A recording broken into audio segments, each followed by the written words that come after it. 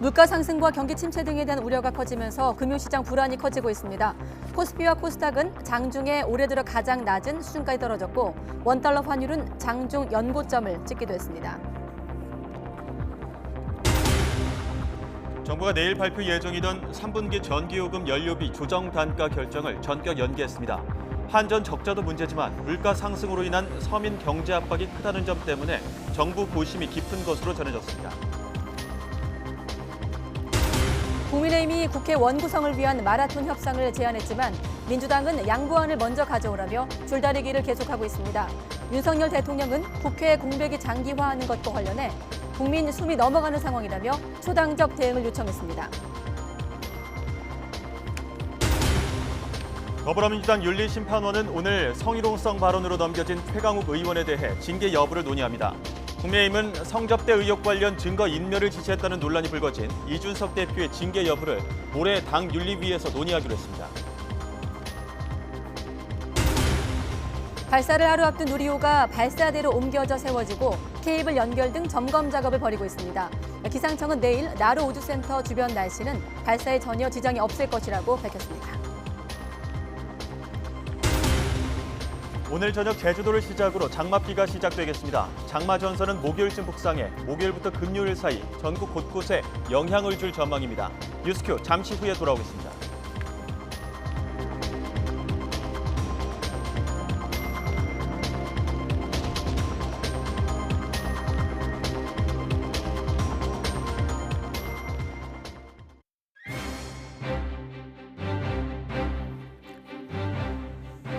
여러분 안녕하십니까? 가장 빠른 종합뉴스 뉴스큐 시작합니다. 네, 서해 공무원 사건을 둘러싼 정치권 공방이 가열되면서 이제 진실 공방으로 번지고 있습니다. 그렇다면 그때 국회에서 오갔던 얘기들 다시 꺼내서 보자. 민주당 일각에서 오늘 이런 제안이 나왔는데요. 국민의힘은 TF까지 꾸린 상황인데 사건 당시 국회 정보위 관사였던 민주당 김병기 의원에게 직접 물어보고 또 전국 대담으로도 이어가겠습니다. 네, 그러는 사이 국회는 3주째 궁전하고 있고 또 그러는 사이 여당 내홍도 되풀이되고 있습니다. 당대표와 최고위원 간의 신경전도 따로 정리하고 조금 전 속보로 확인된 누리호 발사 준비 상황도 현장 연결해서 알아보겠습니다. 네, 먼저 증시부터 알아보죠. 국내 증시가 좀처럼 내림세를 멈추지 못하고 있습니다. 코스피는 오늘도 2% 넘게 하락해 2,400선마저 내주고 말았습니다. 네, 취재기자 연결해 자세한 금융시장 상황 짚어보겠습니다. 조태현 기자. 네, 조태현입니다. 네, 오늘 금융시장 불안이 이어지고 있죠? 네, 오늘도 코스피와 코스닥 모두 부진한 모습을 보였습니다. 코스피는 지난주 금요일, 그러니까 지난 17일 종가보다 2.04% 하락한 2,391.03으로 거래를 마쳤습니다. 장중한 때 2,370선대까지 밀렸지만 막판에 낙폭을 축소하며 간신히 2,390선을 지켜냈습니다. 외국인이 6천억 원 넘게 대규모 순매도에 나선 게 가장 큰 영향을 미쳤는데요. 이 물량을 개인과 기관이 받아냈지만 지수 하락을 막기에는 역부족이었습니다. 부동의 코스피 시가총액 1위 종목인 삼성전자 역시 좀처럼 힘을 내지 못하는 모습입니다. 오늘도 2% 가까이 하락해 58,700원까지 하락했습니다. 2거래일 연속 5만 전자인데 연초와 비교하면 25% 넘게 몸값을 낮췄습니다. 경기 둔화 가능성과 반도체 업황에 대한 우려가 겹치면서 연일 저점 기록을 새로 쓰고 있는 겁니다. 코스닥 지수는 3.6% 내린 769.92로 770선마저 내줬습니다. 코스닥 시장에서도 외국인은 1,500억 원가량을 순매도했습니다. 원달러 환율도 강세를 보였습니다. 5.15 오른 1달러에 1292.4원으로 지난 15일 이후 3거래일 만에 다시 1290원 선을 넘어섰습니다. 지난주 미국 연방준비제도가 기준금리를 한꺼번에 0.75%포인트 높이는 고강도 긴축에 나섰고 기준금리 추가 인상을 시사하면서 금융시장이 크게 흔들리고 있는 것으로 풀이됩니다. 특히 기준금리의 빠른 상승이 결국 전반적인 경제 상황에 타격을 줄 것이라는 우려가 커지고 있는 게 투자 심리를 극도로 위축시키는 분위기입니다. 따라서 미국 등 주요 국가의 물가 상승세가 안정세로 접어들기 전까지는 금융시장의 불안 역시 반복될 것이라는 전망이 되게 됩니다. 지금까지 경제부에서 YTN 조태현입니다. 네, 그리고 애초 내일 발표 예정이었던 올해 3분기 전기요금의 연료비 조정 단가 결정이 정부 부처 간의 협의가 길어지면서 전격 연기되기도 했습니다. 한전의 적자도 문제지만 전기요금을 인상하면 물가에 주는 부담이 크기 때문에 정부의 고심이 길어지는 것으로 보입니다. 이런 가운데 추경호 부총리는 한전을 작심 비판했습니다. 취재 기자 연결해 자세한 내용 알아보겠습니다. 김상우 기자. 네, 경제부입니다. 네, 그럼 먼저 전기요금 인상을 안 한다는 겁니까? 그렇지는 않습니다. 전기요금 인상 방침은 굳힌 것으로 알려졌습니다. 다만 인상과 관련한 물가와 서민 경제 등에 대한 충격, 그리고 한전의 경영위기 자구 노력의 효용성 문제를 검토하고 부처 간의 협의가 더 필요해서 일단 연기했다고 정부 관계자가 밝혔습니다. 한전은 산업통상자원부로부터 연료비 조정 단가 결정에 잠정적인 연기 방침을 통보받았다고 밝혔습니다. 정부 관계자는 어떤 식으로 결론을 내릴지 가급적 이번 주는 넘기지 않으려 한다고 말했습니다. 한전은 지난 16일 전기요금의 일부인 연료비 조정 단가를 올해 3분기에 직전 분기 대비 킬로와트 시당 최대치인 3원 인상은 물론 인상폭을 확대해서 플러스 알파가 필요하다는 내용의 공문을 산자부 등에 보냈습니다. 당초 산자부는 기획조정부와 협의해서 오늘 중 3분기 연료비 조정 단가 인상 여부와 폭을 결정해서 한전에 통보하고 한전은 내일 오전에 발표할 예정이었습니다.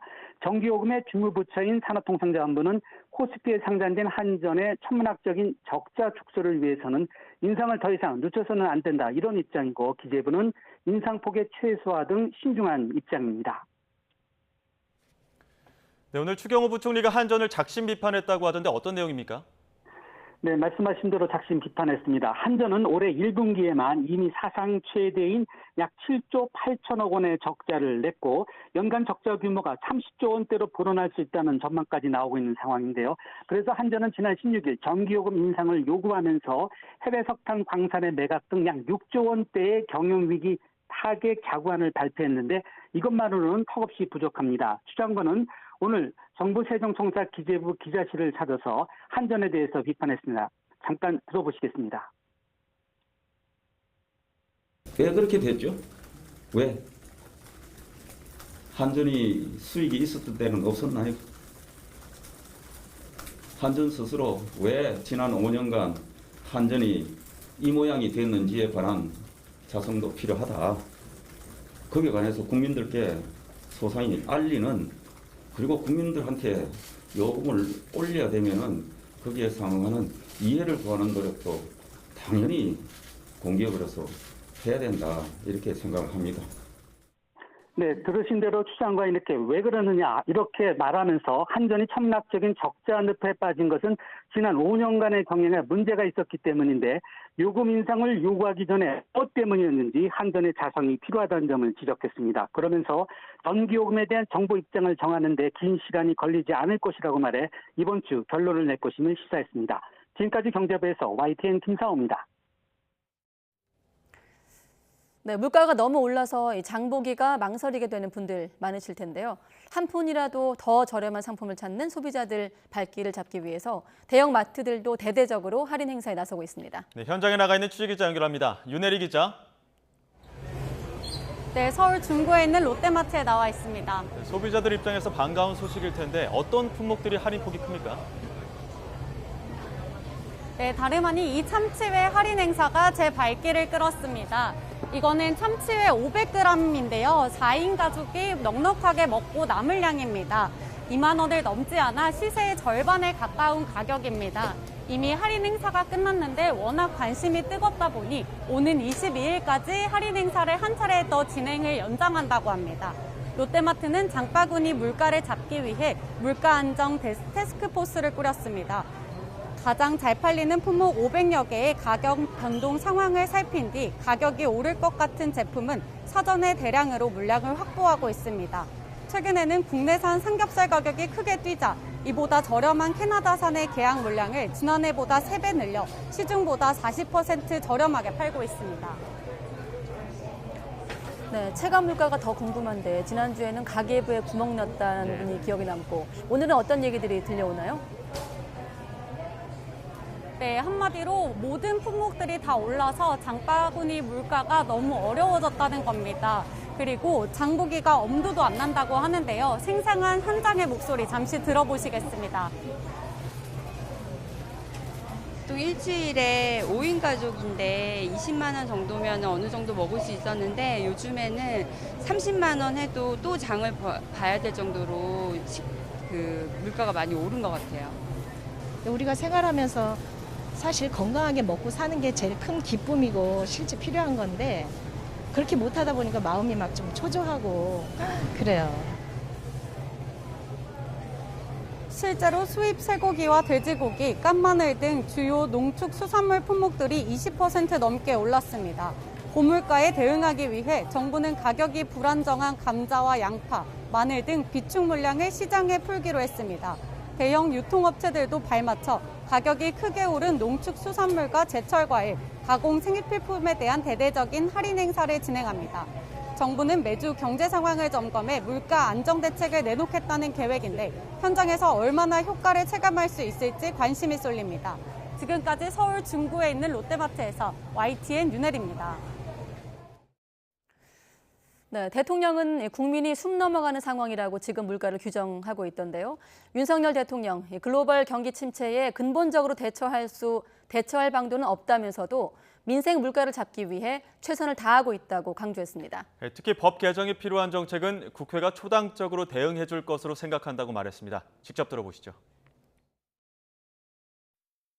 통화량이 많이 풀린 데다가 지금 고인플레이션, 고물가를 잡기 위해서 지금 전 세계적으로 고금리 정책을 지금 쓰고 있는 마당에 생긴 문제들이기 때문에 이거를 근본적으로 어떻게 대처할 방도는 없습니다. 그렇지만 정부의 정책 타겟은 우리 중산층과 서민들의 그 민생 물가를 어떻게든 최선을 다해서 좀 잡기 위해서 노력하고 있습니다. 국민들이 지금 숨이 넘어가는 상황이기 때문에 법 개정이 필요한 정책에 대해서는 그건 뭐 초당적으로 대응을 해줄 것으로 저는 생각합니다. 네, 이렇게 윤석열 대통령이 민생 대책에 대한 초당적인 대응을 요청했는데 국회는 3주째 공전이 이어지고 있습니다. 네, 국민의힘은 원구성 협상을 마무리하기 위한 마라톤 회담을 제안했는데 더불어민주당은 여당이 양보안을 먼저 가져와야 한다며 신경전을 이어가고 있습니다. 국회 취재기자 연결합니다. 조성호 기자. 네, 국회입니다. 네, 오늘도 여기저기 신경전인데 자, 여야 원구성 협상 진전이 없는 겁니까? 네, 먼저 국민의힘 권성동 원내대표는 법사위원장을 국민의힘이 맡기로 한 이 합의를 민주당이 파기하면 민심 이탈을 걷잡을 수 없을 거라고 경고하면서 마라톤 협상을 야당에 제안했습니다. 들어보시죠. 민주당의 원구성 협상 마무리를 위한 마라톤 회담을 공식 제안합니다. 여야가 원구성 협상을 타결할 때까지 만나고 또 만나야 합니다. 이번 주 안에 반드시 단판을 짓는다는 각오로 협상에 임하겠습니다. 반면 민주당은 시간만 끌지 말고 자신들을 설득할 만한 양보안을 제시하라고 촉구했습니다. 들어보시겠습니다. 마라톤이 아니라 100m 달리기도 좋고 철인 경기도 좋아요. 언제든지 만나서 충분한 대화를 나눠야죠. 여당으로서의 그런 그 양보안, 이 내용, 그러니까 그런 형식이 언제든지 우리는 밤샘이라도 만날 자세는 되어 있고. 잠시 뒤 오후 5시부터 여야 송원석, 진성준 원내수석 부대표가 만나 협상을 이어가는데 과정이 순탄하진 않을 것 같습니다. 네, 서해 공무원 피격 사건과 관련해서도 연일 공방이 격하게 이어지고 있는데 정부 여당은 명확하게 밝혀야 한다는 입장이죠. 네, 윤석열 대통령은 출근길 국민 의문이 있는데 정부가 소극적으로 대응하면 안 된다며 법과 원칙에 따라 공정하게 처리하겠다고 했습니다. 들어보시죠. 국민 보호가 국가의 첫째 임무인데 막 그런 부분에 대해서 국민들이 의문을 가지고 계시고 이런 게 있으면은 정부가 거기에 대해서 뭐 소극적인 입장을 보이는 것이 마땅하지 좀 문제 있지 않느냐. 내일 출범하는 국민의힘 진상규명 TF 단장을 맡기로 한 하태경 의원은 라디오 인터뷰에서 북한의 당시 사과문에도 도주 조짐이란 내용이 나오는 등 피해자 이대준 씨가 월북하지 않았다고 거듭 강조했는데요. 그러면서 민주당 우상호 비대위원장을 향해 이렇게 말했습니다. 우상호 위원장이 요즘 보면 좀 전두환 전 대통령 닮아가는 것 같아요. 처음 뭐라고 그랬냐면은 아니 무슨 월북 공무원 죽은 게 그게 뭔 큰 문제냐. 지금 먹고 사는 게 중요하지. 인권 짓밟는 경제가 전두환의 국정 철학이에요. 그러자 우 비대위원장은 자신은 민생에 전념할 때라는 의미로 말한 것이라며 이렇게 맞받았습니다. 내가 하태경 의원하고 이렇게 공방전을 벌여야 되나요? 하 의원 참 희한한 분이에요. 그죠? 제가 말한 것은 지금 민생 문제에 전념을 다할 때지 지나간 일 이런 걸 가지고 들춰서 도대체 무슨 실익이 있냐, 무슨 국익에 도움이 되냐 이 얘기를 한 거죠. 20대 국회 전반기에 국방위에 있던 민주당 의원들은 국회에서 긴급 기자회견을 열고 국민의힘 의원들이 안보 해악을 감수하고라도 당시 비공개 회의로 공개를 간절히 원한다면 국회법에 따라 협조하겠다고 밝혔습니다.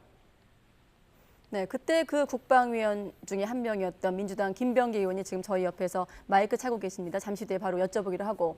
자, 그리고 이준석 대표 성비위 의혹과 관련해 국민의힘 윤리위원회 날짜가 잡혔더라고요. 징계를 논의하는 거죠? 네, 성접대 의혹 관련 증거 인멸을 지시했다는 논란이 불거진 이준석 대표의 징계 여부가 모레, 그러니까 오는 22일 오후 7시 열리는 당 윤리위원회에서 논의됩니다. 이 대표는 관련 의혹을 강하게 부인하고 있지만 제명, 탈당 권유, 당원권 정지, 경고 4가지 징계 가운데 하나라도 받게 되면 정치적 타격이 불가피해서 어떤 결정이 나올지 관심이 쏠립니다.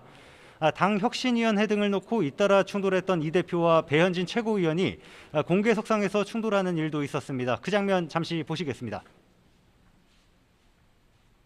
비공개 회의를 이렇게 일방적으로 없애시면 어쩝니까? 발언권을 득하시고 말씀하세요. 그리고 비공개 최고위원회의에서 나온 내용들이 누차 누출되면서 실제로 언론에서 본인이 제일 많이 하셨어요, 여태까지. 언론에 나가서 얘기 제일 많이 하셨다고요. 잠깐. 자, 비공개 하겠습니다. 좀 도와주세요. 민주당 윤리심판원은 조금 전인 오후 4시부터 최강욱 의원의 성희롱 발언 논란을 다루고 있는 걸로 전해졌습니다. 지난달 법사위 소속 의원들의 온라인 회의에서 동료 의원에게 한 부적절한 발언과 관련해 이르면 오늘 징계 여부가 결론이 나올 수도 있습니다. 지금까지 국회에서 YTN 조성호입니다. 네, 서해 공무원 피격 사건과 관련해 이렇게 여야 공방이 격화하고 있습니다. 국민의힘은 TF팀까지 꾸려서 실체적 진실을 밝히겠다고 벼르고 있고 또 민주당은 신색깔론이다, 신북풍이다라면서 정부 여당이 의도를 갖고 정치 공세를 벌이고 있다고 반박하고 있습니다. 여기서 이 사건 당시 국회 정보위원회 간사이기도 했고 또 국방위 위원이기도 했던 민주당 김병기 의원과 함께 관련 내용 짚어보도록 하겠습니다. 네, 의원님 안녕하십니까? 안녕하십니까? 네. 한 가지 짧게 좀 서두 여쭤보면 이 사안이 민감하긴 한데 좀 간단하거든요. 여쭤보면 자료는 그대로인데 판단이 달라진 건지 자료가 추가되거나 삭제된 건 이게 핵심 아니겠습니까? 그렇습니다. 단답형으로 먼저 질문드리면 어떻게 말씀하시겠어요? 자료는 그대로인데 네. 판단이 달라졌다고 볼 수 있겠죠. 그렇군요. 자, 판단이 어떻게 좀 국민의힘과 다른지 의원님께 또 국민의힘 입장을 좀 포함해서 여쭤보도록 하겠습니다. 일단 지금 지난주에 보면은 서해 피격 공무원에 대해서 월북이라고 단정할 근거가 없다고 이제 당시 발표에 대해서 현 정권이 사과한 거거든요. 네. 여기에 대한 입장, 이 사안에 대해서 여전히 좀 모르시는 분들을 위해서 한번 설명해 주신다면? 기본적으로 정보 분석은 판단하는 영역입니다. 네. 이 해석하는 영역에 갑자기 사법적 증거에 준하는 그런 증거가 없다면서 이걸 단정할 만한 근거가 없다 이렇게 얘기하는 것 자체가 저는 넌센스라고 생각을 합니다. 네. 자, 이후에 곧바로 여권의 공세가 강해졌거든요. 지금 이 자리는 민주당 김병기 의원만 모셨기 때문에 저희가 국민의힘 입장은 화면이나 좀 자막으로 대체한다는 점 미리 설명해 드리고 지금 TF팀까지 꾸린 국민의힘의 입장에 대해서는 어떻게 보십니까?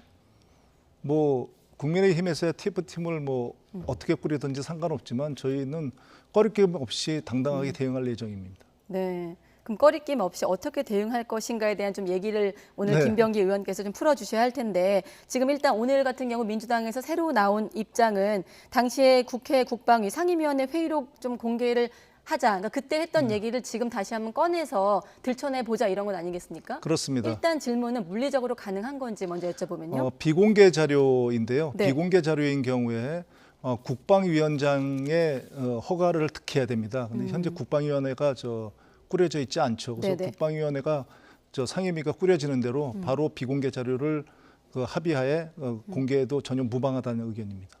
그러면 국민의힘 합의가 필요한 대목 아니겠습니까? 그렇습니다. 네. 그리고 합의도 필요하고 그 내용에 관해서 그러니까 서로 간에 좀 더 정확하게 살펴볼 수 있다고 생각을 합니다. 그러면 이 같은 민주당 제안에 국민의힘에서는 어떻게 좀 대응을 할까요? 아직 여기에 대한 입장은 나오지 않은 걸로 국민의힘 알려지고 있는데. 국민의힘 의원들께서 그 자료를 갖다 좀 더 공개하자는 입장이니까요. 나아가서 SI 자료와 지금 국가기록물까지 공개하자는 입장 아니겠습니까? 그러니까 이거는 당연히 동의하리라고 봅니다. 네. 그렇군요.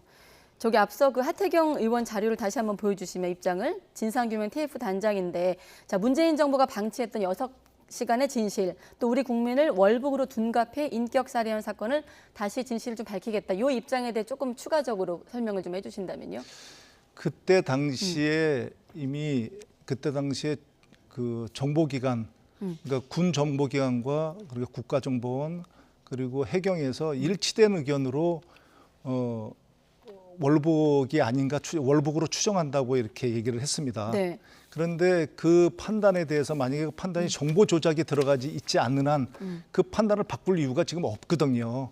근데 이걸 정부가 바뀌었다고 해서 갑자기 월북으로 둔갑한다든지 인격 살해 같은 이런 험악한 용어가 동원되는 그런 이유를 갖다 모르겠습니다.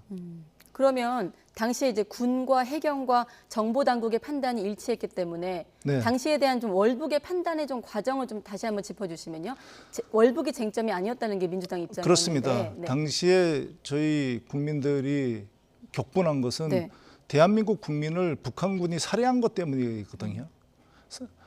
그런데 당시에 그 월북이 쟁점이 아니었던 큰 쟁점이 아니었던 이유는 정보 당국의 그 판단이 일치했던데 그 출처의 근거가 네. 여러 출처도 있지만 SI 정보가 포함된 예민한 정보가 포함된 모든 출처를 종합한 결과거든요. 네네. 그렇기 때문에 그 판단이 다시 말씀드리면 판단이라는 걸 해석하는 것입니다. 그게 틀릴 수도 있고 맞을 수도 있죠. 왜냐하면 네. 결정적인 게 없으니까 판단하는 거 아니겠습니까?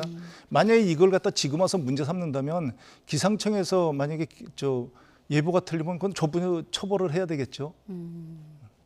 지금 당시 군 당국도 월북 추정의 근거로 말씀하신 SI 정보를 들고 있거든요. 이 네. 정보 같은 경우 이제 한미 공조를 통한 정보도 포함되어 있기 때문에 굉장히 민감하고 그렇습니다. 이 부분을 예. 조금 더 풀어 설명해 주신다면요. 네. 한미 정보라는 것은 근본적으로 이 정보를 공개하려면 네.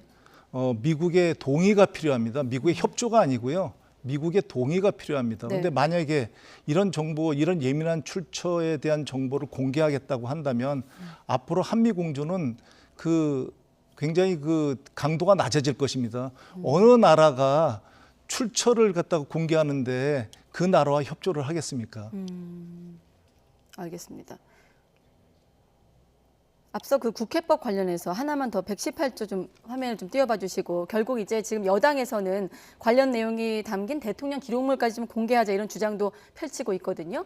좀 국회의원 3분의 2가 동의하면 가능한 부분이기도 한데 다수당인 민주당에서 협조할 대목도 있고요. 자, 민주당에서 대통령 기록물까지 공개하자고 하고 있지만 민주당은 거기까지 갈 필요도 없다는 입장이잖아요. 네, 이 부분에 대한 좀 설명해 주시면. 그렇긴 합니다만 네네. 결국 국민의힘이 이 국가기록물까지 악용할까 하는 우려는 있습니다만 네. 만약에 이것을 가지고 그러니까 굉장히 근거 없는 이런 공격을 계속한다면 네. 국가기록물 공개도 저희가 심각하게 검토해야 되지 않을까 그런 생각이 듭니다. 필요하다면 공개까지 조금 그렇습니다. 부담을 감수하더라도 부담을 필요가 감수하더라도 있다. SI 정보까지 지금 공개가 되는 마당인데 공개를 해도 이 문제가 해결이 안 되는 마당이라면 네. 그거는 국가기록물 공개도 검토를 할 수밖에 없다 이렇게 말씀을 드립니다. 이렇게 진실 공방까지 오게 된 어떤 하나의 갈래가 지금 보면 첩보 내용을 의원들이 열람을 했고 그때 당시 국민의힘 소속 의원들도 뭐 당시 야당이었겠습니다만 월북이네라고 말했다는 건 아니겠습니까? 이 부분을 이제 확인하려면 회의록 공개가 필요한 거고요. 네, 그렇습니다. 네. 그 월북이네라는 말씀을 그런 회의 말씀을 했는지 아니면 사석에서 했는지 공적으로 했는지는 좀 더 확인을 해봐야 되겠습니다만 네. 그때 다수의 국민의힘 의원들께서도 내심적으로 자료를 본 결과, 자 그리고 보고를 들어본 결과 네. 아 이게 월북일 수 있다, 월북의 가능성이 높다고 판단했다고는 저는 생각합니다. 물론 당시에도 여기 나오지만 하태경 의원님 같은 경우에는 이거 월북을 단정적으로 얘기하는 게 맞냐 그런 다른 의견을 제시한 건 사실입니다. 네. 일단 정리하면 하태경 의원은 여야 의원들 첩보 내용 열람한 적이 없다라고 주장을 하고 있는데요. 첩보 내용을 봤다는 건 거짓말이라는 입장인데 이거는 말씀하신 대로 사적인 영역에서 받느냐, 공적인 영역에서 받느냐에 따른 해석인 건가요? 그거는 좀 다른 것 같습니다. 네. 왜냐하면 비공개 회의 때 보고서를 저희한테 배포를 했는데 네. 그 보고서에 SI 정보에 관한 것을 SI 출처를 인용을 해놨거든요. 그 인용을 해놨기 때문에 저는 그것이 열람을 한 것으로 이렇게 판단을 해도 좋다고 보입니다. 그 SI 첩보 원문을 갖다 보여주지는 않지 않습니까? 그 내용을 인용을 한 보고서에 인용을 했다면 네. 그것을 열람한 것으로 봐도 좋지 않느냐 이렇게 판단합니다. 네, 사실 이 문제가 이제 불거지고 나서 민주당의 대응이 조금 더 강력한 맞대응으로 좀 바뀐 것으로 보여지거든요. 네. 그렇게 바뀌게 된 좀 배경이 있을까요? 지금 이 국가안보에 관한 문제는 네. 오직 국익을 시비의 잣대로 삼아서 오직 정책적인 판단만 해야 되거든요. 네. 근데 이게 정치적 잣대를 지금 들이댄 거 아니겠습니까? 네. 그래서 이 정치적 잣대를 들이대는 것을 막아야 된다 하는 것이 민주당 의원들의 의견이었고 그래서 다소 강경한 의견으로 전환한 거 아닌가 이렇게 네. 봅니다. 혹시 지금의 상황이 좀 이례적인데 과거의 사례 중에 좀 지금의 상황과 좀 비교해볼 만한 사안이 있을까요? SI 정보의 출처가 공개돼서 그러니까 노출돼서 정보 자산이 망가진 경우는 있습니다. 네. 2008년도로 제가 기억을 하는데요. 당시에 뇌졸중을 겪은 김정일이 어느 정도 회복됐는지가 언론에 노출된 적이 있습니다. 네. 그때 북한에서 전부 출처를 바꿨죠. 그러는 바람에 진짜 상상할 수 없을 정도의 그 정보 그런 실패를 갖다 겪은 적이 있습니다. 네, 지금 좀 전에 지나간 자막에서처럼 군 어떤 특수 정보, SI 특수 정보가 이제 군의 어떤 도청이나 감청으로 내밀한 정보를 얻은 정보를 말하는데 그렇습니다. 그 국방위 그때 보고 자료는 그 SI에 대한 정리를 한 자료를 받은 것으로 알고 있거든요. 그렇습니다. 정리를 했고 일부 내용을 인용을 했고 인용한 거고. 그러면 네. 이렇게 진실 공방으로 번지다 보면 좀 물리적으로는 어렵습니다만 SI 원본까지 좀 봐야 되는 건 아니냐 이런 얘기까지 번질 수가 있는 건데 사실 군 내에서도 이 자료는 소수만 좀 보는 걸로 알고 있거든요. 그렇습니다. 네. 그 원본 자체는 아마 국방부 장관도 못 볼 것 같은데요. 네.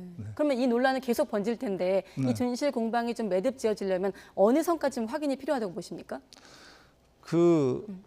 국익을 좀 생각을 했으면 좋겠습니다. 그래서 이 자료에 대해서 정보 분석관들의 판단을 믿고 네. 제가 말씀드린 것은 정보 정책관이 아닙니다. 그러니까 정보를 다루는 그 최초의 그 보고서를 갖다가 생산한 분석관과 판단관들의 그 판단을 믿고서 저희가 이 문제를 결론을 내려야 되지 않을까 싶습니다.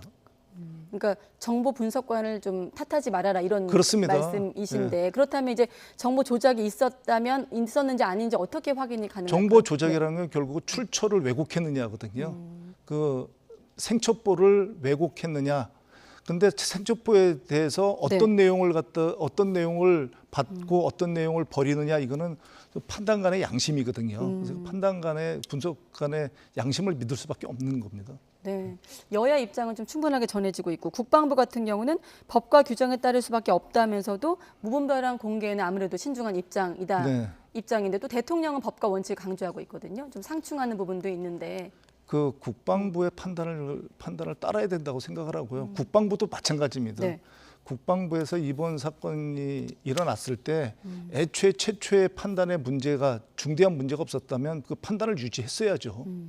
저는 그렇게 생각합니다. 네, 지금 보면 우리가 이번 서해 공무원 사건에 정치가 개입했다라고 지금 이제 보면서 언론에서 보도가 나갔는데 네. 지금 이 사건을 공격하는 측에서도 당시에 정치가 개입했다라고 보는 거거든요. 그 중에 하나가 월북으로 발표하라는 청와대 지침이 있었다라는 주장이 나오고 있거든요. 여기에 대해 좀 설명하시면 아마 그게 뭐 제 개인적인 생각입니다만 네.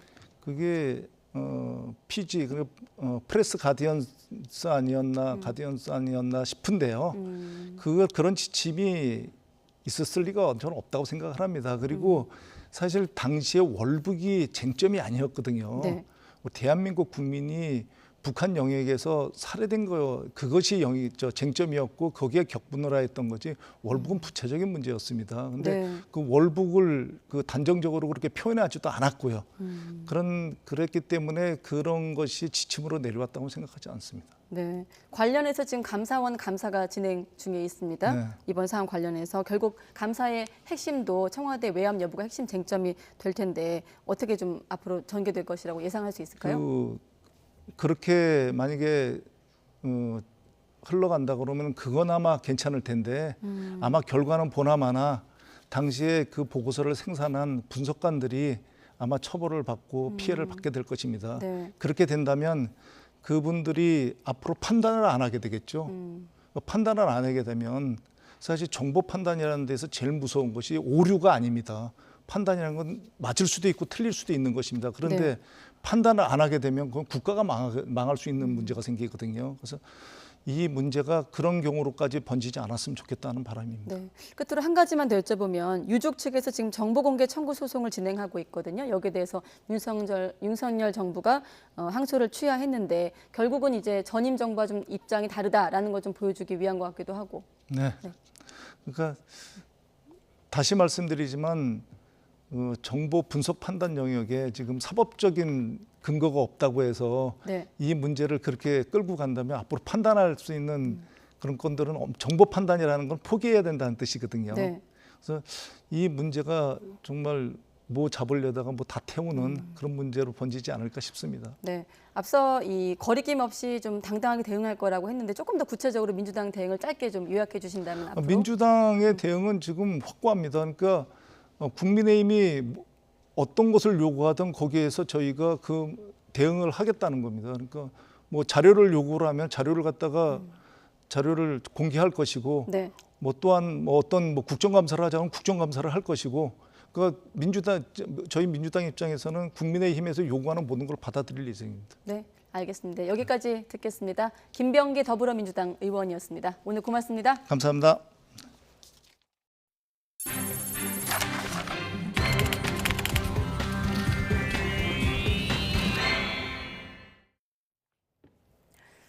네, 검경 수사권 조정으로 권한이 커진 경찰을 통제하기 위해서 행정안전부 경찰 제도 개선 자문위원회가 마련한 권고안이 내일 발표됩니다. 경찰 내부 반발이 고조되고 있는 가운데 김창룡 경찰청장도 경찰의 중립성 등을 언급하며 거듭 반대 의사를 밝혔습니다. 경찰청에 나가 있는 취재기자 연결해 보겠습니다. 정인용 기자. 네, 저는 경찰청에 나와 있습니다. 네, 내부 분위기가 심상치 않던데 김창룡 경찰청장도 행안부 자문위 권고안을 거듭 비판했다고요? 네, 김창룡 경찰청장은 지난 17일에 이어 또다시 지휘부 회의를 열고 그동안 자문위에서 논의해온 권고안 내용이 기존의 경찰법 정신을 충분히 담아내지 못하고 있다고 비판했습니다. 과거 박종철 고문치사 사건 등을 계기로 경찰의 독립성을 보장하기 위해 경찰법이 마련된 건데 다시 어두운 과거로 돌아갈 수 있다는 겁니다. 경찰청 인권위원회도 국가의 위계 구조에 경찰을 편입시켜 권력을 집중시키는 것은 헌법상 인권 보장 수단으로서의 권력 분립 원칙에 반한다는 입장을 밝혔습니다. 지난달부터 행정안전부는 검경 수사권 조정으로 검찰의 직접 수사 범위가 축소되면서 상대적으로 권한이 커지는 경찰에 대한 통제가 필요하다고 지난달 자문위원회를 구성했는데요. 자문위 권고안에는 행안부 내 조직을 신설해 경찰 인사 업무를 맡도록 하는 내용 등이 핵심적으로 담긴 걸로 전해졌습니다. 특히 총경 이상 고위직에 대해 인사 재청권을 강화하는 방안이 유력하게 논의되고 있는 걸로 알려졌고요. 경찰청장에 대한 행안부 지휘 권한을 강화하기 위해 지휘 규칙을 제정하는 방안에 대해서도 논의가 오간 걸로 전해졌습니다. 행안부는 여소야대의 국회 상황을 고려해 법률 대신 시행규칙 등을 개정해 경찰 통제를 추진하겠다는 구상인데요. 경찰의 반발이 워낙 크다 보니 실제 권고안에는 애초 예상보다는 통제 수위가 조금 낮은 내용이 담길 것이란 관측도 나오고 있습니다. 네, 권고안 내용에 따라서 경찰의 대응도 달라질 것 같은데 행안부에 강하게 맞서기는 쉽지 않은 상황이라고요? 네, 경찰 안팎에서는 행안부가 현재까지 거론되고 있는 권고안 내용을 토대로 실제 정책 추진에 나서면 막상 대응하기가 쉽지 않다는 반응이 나오고 있습니다. 조직 신설이나 지휘 규칙 마련은 정부 부처 자체 권한인 시행 규칙 개정 수준이기 때문에 외청인 경찰이 직접 개입해 법적으로 따지기가 쉽지 않다는 겁니다. 이에 따라 경찰은 우선 최종 권고안에 대해 사안별로 경찰 측 입장을 담아 재논의를 촉구하는 방식으로 대응할 계획입니다. 권고안이 발표되면 곧바로 입장문도 낼 예정인데요. 행안부가 향후 조정이 가능하다고 밝힌 만큼 경찰의 내부 반발이 가라앉을 수 있도록 논의를 계속 이어가겠다는 구상입니다. 지금까지 경찰청에서 YTN 정인용입니다. 네, 지난주 기상 악화와 부품 결함으로 발사가 연기됐던 누리호가 내일 다시 2차 발사를 앞두고 있습니다. 누리호는 발사대의 수직으로 채워진 채 종합적인 점검을 받고 있는데 현재까지 모든 과정이 순조롭게 진행되고 있다고 합니다. 현장에 나가 있는 취재기자 연결합니다. 황윤태 기자. 네, 전남고흥 나로우주센터에 나와 있습니다. 네, 다시 발사를 앞두고 있는 상황. 준비는 어떻습니까?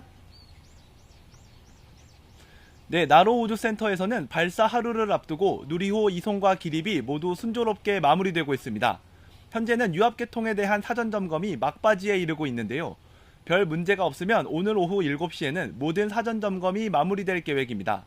지난주 발사 하루를 앞두고 발생했던 산화제 탱크 레벨 센서 신호 오류도 오늘 점검에서는 발견되지 않았습니다. 현재 누리호는 발사대 위에 수직으로 서서 발사를 기다리고 있는 상태입니다. 누리호의 이송과 기립 작업은 오늘 오전 11시 10분쯤 마무리됐습니다. 이송과 기립 작업은 로켓 발사 준비 중 가장 중요한 작업 중 하나입니다. 이송 작업은 오전 7시 20분부터 4시간 가까이 진행됐는데요. 종합조립동에 있는 누리호 발사체를 1.8km 있는 발사대로 옮기는 작업입니다. 발사대에 도착한 누리호는 케이블 연결 작업과 하늘을 향해 수직으로 세우는 기립 작업까지 마쳤습니다. 항공우주연구원은 오후 3시 반 가진 브리핑에서 현재 모든 작업이 순조롭게 진행되고 있다고 밝혔습니다. 발사 당일인 내일 작업은 오전 10시부터 시작되고 정확한 발사 시각은 내일 오후 결정될 예정입니다. 네, 결국 마지막 변수는 다시 날씨가 되겠죠? 네, 누리호는 앞으로 이어질 점검 과정에서 큰 무리가 없는 한 내일 오후 최종 발사 시각이 결정되면 카운트다운에 돌입하게 됩니다. 발사체 자체의 문제가 해결되면서 남은 마지막 변수는 날씨입니다. 기체 결함 외에도 지난주 나로우주센터에 바람이 많이 불어 발사가 어려울 수 있다는 전망도 있었는데요. 현재도 나로우주센터는 하늘에 구름이 끼어 있고 연무가 짙어서 시야가 좋지 않은 상황입니다. 그렇지만 발사 전 작업에 큰 지장을 주는 풍속은 오늘과 내일 모두 약한 편이고 장맛비 예보도 내리지 않는 것으로 수정돼 날씨로 인해 기체 발사가 어려워지진 않을 거란 전망이 우세한 상황입니다. 앞서 나로우주센터에서 로켓이 발사되는 고도에 대한 풍속, 그러니까 고층풍도 측정했는데 풍속이 안정적인 상태인 걸로 파악됐습니다. 낙뢰 가능성도 적고 바람도 약해서 이번에는 발사가 성공할 수 있다는 기대감이 높아지고 있습니다. 지금까지 전남고흥 나로우주센터에서 YTN 황윤태입니다. 네, 서해 공무원 피살 사건에 대한 여야 공방이 진실 공방 양상으로 번지고 있습니다. 국민의힘에선 문재인 정권의 월북 조작 의혹을 제기하고 있고 또 민주당에선 당시 국회 국방위에서 군 당국으로부터 보고받은 비공개 회의록을 공개하자라는 목소리 앞서 들으셨죠? 자, 노동일 경희대 교수, 이강윤 한국사회여론연구소장 두 분과 함께 정치권 이슈 짚겠습니다. 네, 안녕하십니까? 네, 안녕하세요. 아까도 김병기 의원하고 얘기했지만 자료는 같은데 판단이 다른 사안이거든요. 자, 여야의 판단, 지금 판단 다시 한번 들어보고 두 분과 본격적으로 질문 이어가겠습니다. 기로는 정보위 국방위의 군 당국이 비공개 정보, 방금 말씀하셨던 소위 말하는 SI 정보라고 합니다. SI 정보를 충분히 보고를 한 걸로 알고 있습니다. 따라서 저는 국민의힘 의원들이 좀 딱한데요.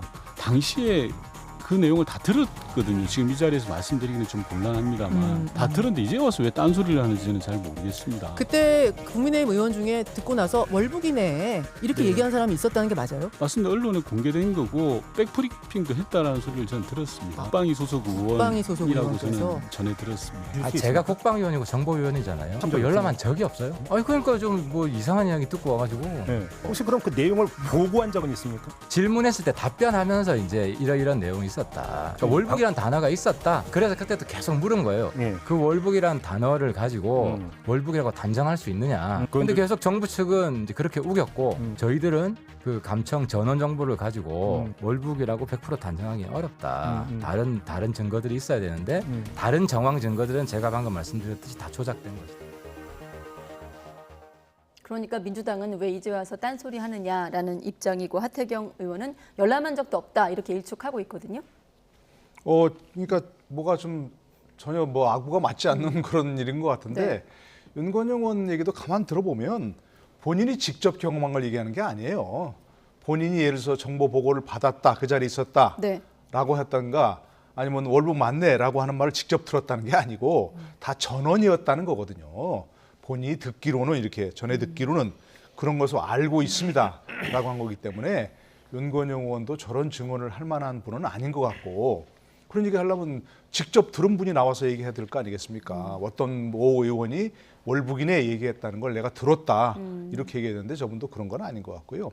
또 하태경 의원 같은 경우도 그 당시 이제 뭐 정보를 다 그 국민의힘 의원들도 다 들었다. 정보를 보고를 받았다 얘기했는데 지금 좀 전에 김병기 의원 말씀하신 것처럼 SI 정보를 직접 다 보고받았다는 게 아니거든요. 그거를 정리한 내용을 그렇죠. 그걸 정리한 내용을 들었다는 얘기지.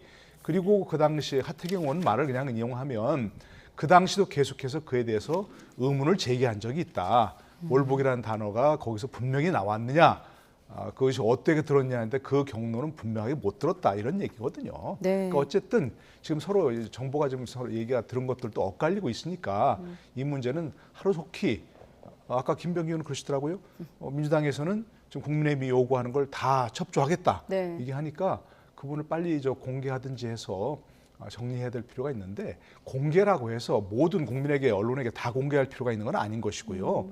여야 의원들이 함께 그걸 확인하고 그리고 더 유족들까지 참여시켜서 저는 공개하는 게 필요하다고 생각합니다. 가장 중점적으로 공개가 된다면 어느 부분을 들여다봐야 된다고 보십니까? 그러니까 그 당시 그야말로 월북이라고 해경이 분명히 그랬지 않습니까? 월북이라고 판단한다고 그 판단의 근거가 된 것을 무엇이냐를 그 정보위 국방위 비공개 회의록에 있는데 있다는 것인데 그런 내용이 들어있는 회의록을 다 전체를 다 전문을 공개해야죠. 그것도 일부를 짜입게 하거나 일부만을 편집해서 공개할 수 있는 건 아니고요. 네.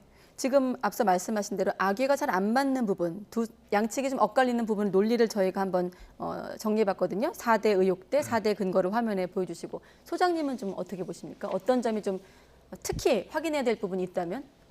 우선 2년 전 이 사고 발생 당시에 당시 야당이었던 국민의힘에서는 왜 지금과 같은 문제 제기를 하고 그때 좀 확실히 바로 잡았으면 또 되풀이되는 일은 피할 수 있잖아요.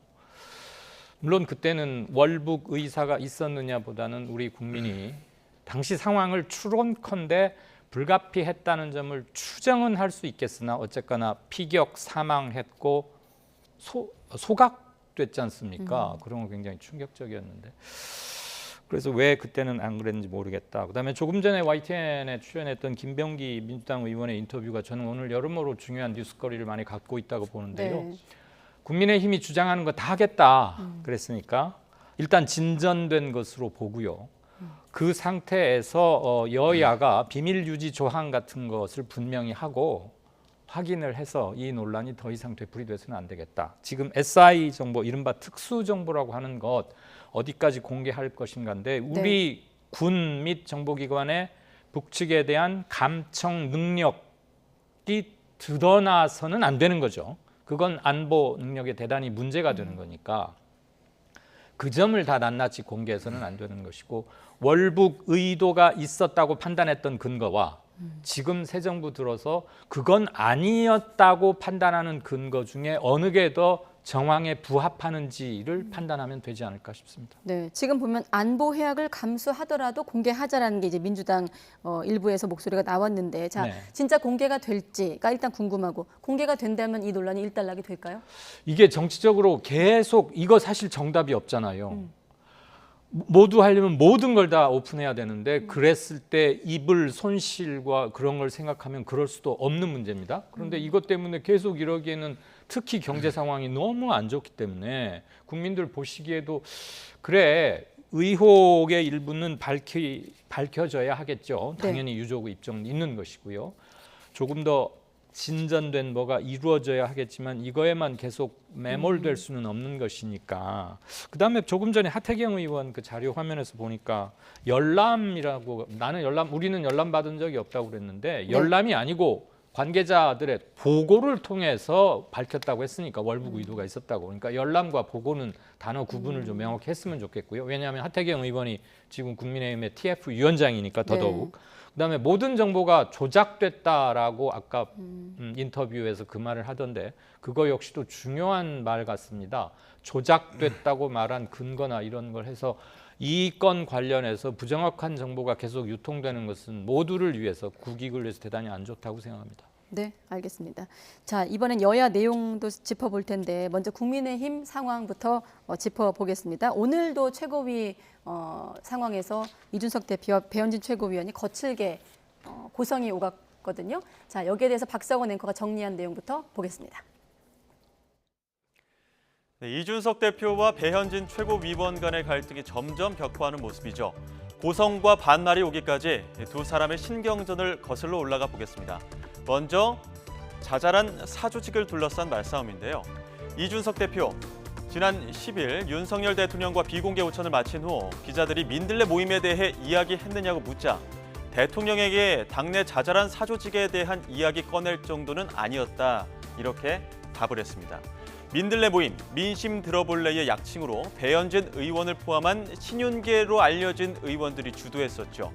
그리고 사흘 뒤 이준석 대표가 띄운 당 혁신위에 대해 배현진 최고위원이 정면 반발했는데요. 혁신위가 자잘한 사조직으로 오해받을 수 있다라고 응수한 겁니다. 이 대표가 꺼낸 자잘한 사조직이란 말을 그대로 돌려준 셈이죠. 갈등이 더욱 표면 위로 드러난 건 지난 16일 최고위원 회의 자리였습니다. 이미 시작부터 전운이 감돌았는데요. 이른바 노룩 악수가 주목받았습니다. 당시 화면 보시죠.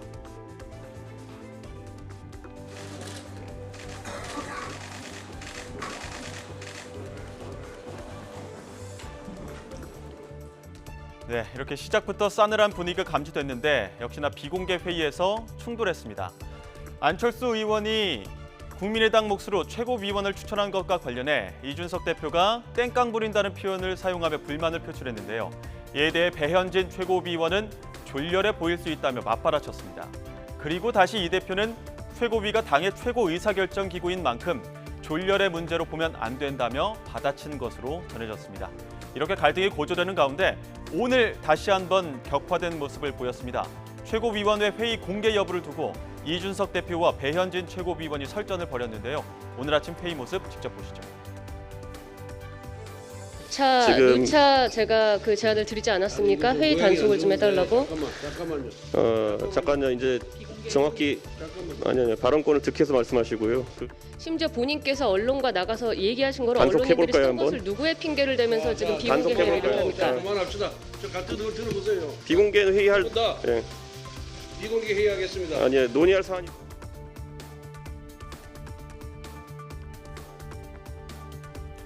네, 이렇게 갈등이 최고조에 치닫자 일각에서는 당권을 둘러싼 힘겨루기 아니냐는 분석들도 나오고 있는데요. 국민의힘 내부 상황을 빗댄 만평도 등장했는데 이준석 대표가 직접 소개하기도 했습니다. 쟁탈전이라는 제목의 이 만평은 북한 인터넷 매체 우리민족끼리가 공개한 시사 만화입니다.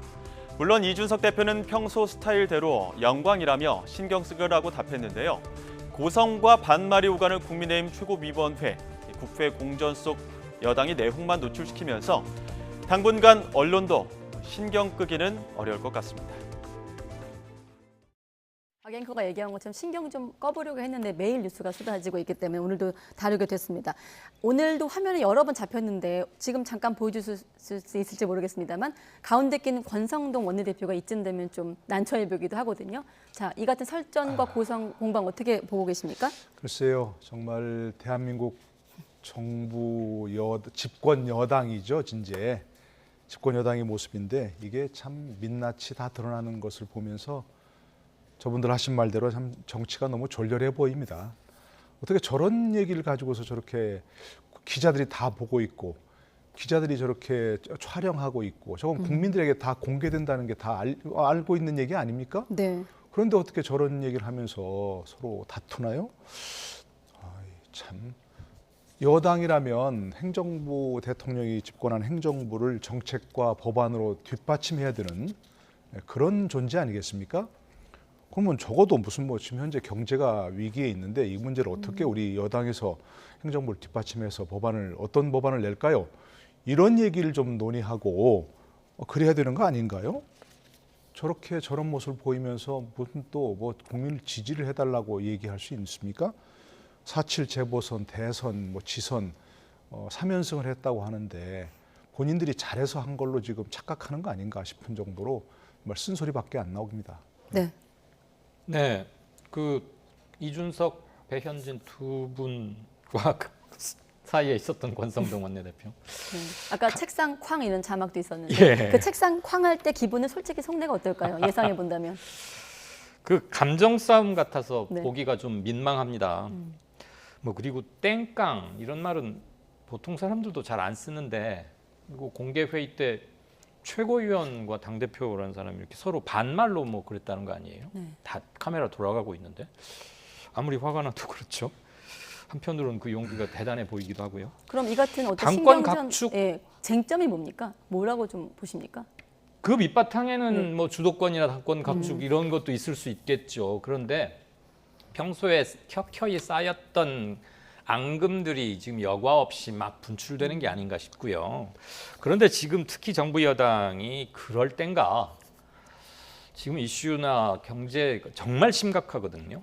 예전에 우리 전두환 그 시절에 삼저 호황 때문에 한번 경제가 융성한 적이 있는데 지금 네. 그때와 정반대입니다. 삼고 그리고 우리가 총력을 다해도 대책을 세우기가 대단히 어려운데 네. 저런 것들이 그래서 최근에 여론조사 이따도 아마 나오겠습니다만은 대통령 국정수행 평가라거나 당 지지도 이런 것들 하락 추세거든요. 네. 그런 거 당연히 염두에 둬야 할 겁니다. 지금 정부 여당이 저렇게 한가해 보이지 않습니다. 왜 저렇게 민망하게 하는지 저도 잘 모르겠습니다. 네. 한가해 보이고 민망하다라는 두 분의 어떤 쓴소리가 겹치는데 이런 가운데 이제 이준석 대표의 거취를 결정할 최대 변수입니다. 당 윤리위가 이번 주 수요일 오후 7시 열릴 예정인데 자 징계 뭐 결과를 봐야 되겠습니다만 수위에 따라 좀 앞으로 당의 어떤 운명도 좀 갈릴 것 같고요. 굉장히 중요하죠. 네. 어쨌든 뭐 윤리위에서 뭐 경고가 가장 낮은 단계의 뭐 징계라 그러죠. 그런데 그것만 되더라도 사상 초유의 일이죠. 집권 여당의 대표가 윤리위에 회부되어서 징계를 받는다. 이 사실 자체가 참 민망한 것이고 네. 더더구나 지금 몇 달째 저렇게 성접대 의혹이라고 하는 것이 저렇게 대문짝만하게 계속해서 당대표를 둘러싸고 이렇게 나오는 거 성상납 의혹 이런 말 자체가 저렇게 회자되는 거 이거야말로 정말 빨리 결정이 돼서 끝내야 될 그런 문제죠. 어쨌든 간에. 네. 그런데 어쨌든 윤리가 이제 내일 모레 수요일날 연다는 거죠. 네. 결정됐으면 이준석 대표는 징계 대상자 아닙니까? 그러면 자숙하고면서 본인이 할 말이 있다면 징계위에 출석해서 아니면 징계위에 서면으로 자신의 입장을 소명해서 그렇게 본인 입장을 그 자리에서 얘기할 것이죠. 왜 계속해서 지금 징계 대상자가 징계할 기구를 공격하면서 경고도 받아들일 수 없다. 이렇게 이건 정말로 뭐라고 표현합니까? 뭐 건방지다고 표현해야 됩니까? 어떻게 해야 됩니까? 이거는 말이 안 되는 거죠. 어이없는 상황이고요. 다시 한번 말씀드리지만 징계는 수사와 다릅니다. 계속해서 지금 경찰 수사도 안 나왔는데 어떻게 징계할 수 있냐 얘기하는데 징계 문제와 수사는 단지 다른 얘기니까요. 그런 얘기 그만하고 네. 이양희 위원장이 정말 뭐 경고성 메시지를 발송했지 않습니까? 왜 징계위를 공격하느냐 그런 얘기인데 계속해서 징계위를 공격하고 어쨌든 징계위의 결론을 기다려야 될 사람 저렇게 얘기하면 말이 안 되는데 어떤 결론이 나오든 지금 이준석 대표의 성정으로 봐서는 절대 승복하지 않고 아마도 국민의힘 분란은 더 커질 가능성이 높은 거죠. 그래서 조금 전에 우리가 본 것처럼 그런 과거의 어디선가 본 모습이에요. 과거 새누리당 계열의 정당에서 최고위원회 열리면 이른바 봉숭아학당이라고 그랬었죠. 당대표와 최고위원이 싸우고 뭐 금방 또 조금 전에 그 회의 도중에 좀 나가버리는 그런 모습 어디선가 봤어요 예전에. 네. 이런 모습이 되풀이되면서 다시 한번 이 국민의힘이 국민의 신뢰를 받지 못하는 당으로 지금 나락으로 떨어지는 거 아닌가 싶은 뭐 그래서 대한민국 집권 여당의 모습이 또 한번 정말 지리멸렬할 것 같아서 걱정입니다 이 부분은. 네. 소장님은요? 지금 보면은 윤리위 결정은 4단계더라고요. 경고부터 제명까지 이 중에 이제 어떤 결정이 나올지 봐야 되겠습니다만 지금 교수님은 어떤 결정이 나와도 파장이 있을 것이다라고 보고 계시거든요. 예. 노동일 교수님 말씀에 100% 동의합니다. 하나도 보탤 뺄 게 없고요. 그 이준석 대표가 나는 가장 가벼운 징계인 경고도 못 받아들이겠다고 하는데 그것도 대단히 부적절한 발언이지만 가장 가벼운 경고 처분이 나와도 본인에게는 물론이고 국민의힘에게도 결정적인 아주 중대한 사안이라고 생각합니다. 제대로 기능하기 힘들겠죠. 본인은 뭐 정치인으로서의 뭐 생명 이런 것은 물론이고 집권 여당도 아주 큰 혼란에 빠질 것이고 국민들 얼마나 충격받겠습니까? 그리고 성상납이라니요. 지금 어떤 시대인데 무슨 뇌물 상납도 큰 죄인데 성상납이라니 이런 말 자체가 너무 터무니가 없는 것입니다. 어쨌거나 왜 이게 이렇게 오랫동안 계속되는지 정말 모르겠고 저도 궁금하고 빨리 규명되고 더 이상 지속되지 말아야 할 얘기입니다. 왜 징계유가 자꾸 늦어지는지도 저는 잘 모르겠습니다. 네, 앞서 그 저희가 놓친 부분이 있는데 만평 아까 박성원 앵커가 전해주신 만평 지금 북한 뭐 선전 매체에 등장하긴 했습니다만 이준석 대표는 신경 끄라고 했습니다. 이 화면을 놓고 좀 지금의 당내 상황을 간략히 좀 요약해 본다면 끝으로 어떻게 좀 전개될까요? 네. 만평을 잘 그린 건 맞아요. 왜냐하면 그 중간에 이준석 대표가 결국 당권을 둘러싼 싸움이거든 이게. 내년에 이제 어차피 이제 이준석 대표의 신상에 별 문제가 없다면 내년 가서 분명히 대표가 바뀌어야 할 거 아닙니까? 그럼 내년에 선출된 당대표는 결국 공천권을 가지는 당대표가 되거든요. 그러니까 이게 결국 당권, 주도권을 당내 주도권을 둘러싼 다툼이라는 건 뭐 다 얘기하는데 북한에서 우리나라의 당내 문제, 여당 내까지 신경 쓸 그런 여력이 있나요? 그야말로 또 똑같은 얘기 하고 싶습니다. 그만큼 좀 시끄러워 보이는 게 아닌가 이 정도로 좀 짚고 싶은데 너나 잘하세요. 네, 오른쪽에 있는 캐릭터가 안철수 의원인 것도 눈에 띄고요. 네. 그렇다고 그러대요. 뭐 윤핵관하고 안철수 이렇다며요. 뭐 북한의 카툰리스트가 그린 것까지 저희가 논평할 수 있을지는 모르겠습니다. 이준석 대표가 직접 SNS 소개해서 저희 잠깐 한번 언급하고 넘어가려고요. 네. 여기까지 들을까요 그러면? 네. 다음 주제 넘어가겠습니다.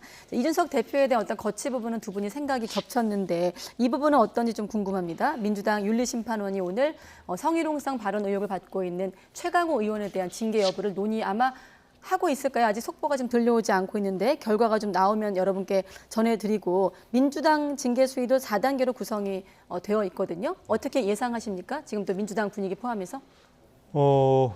그 당시 최강호 의원이 이게 굉장히 잘못했죠.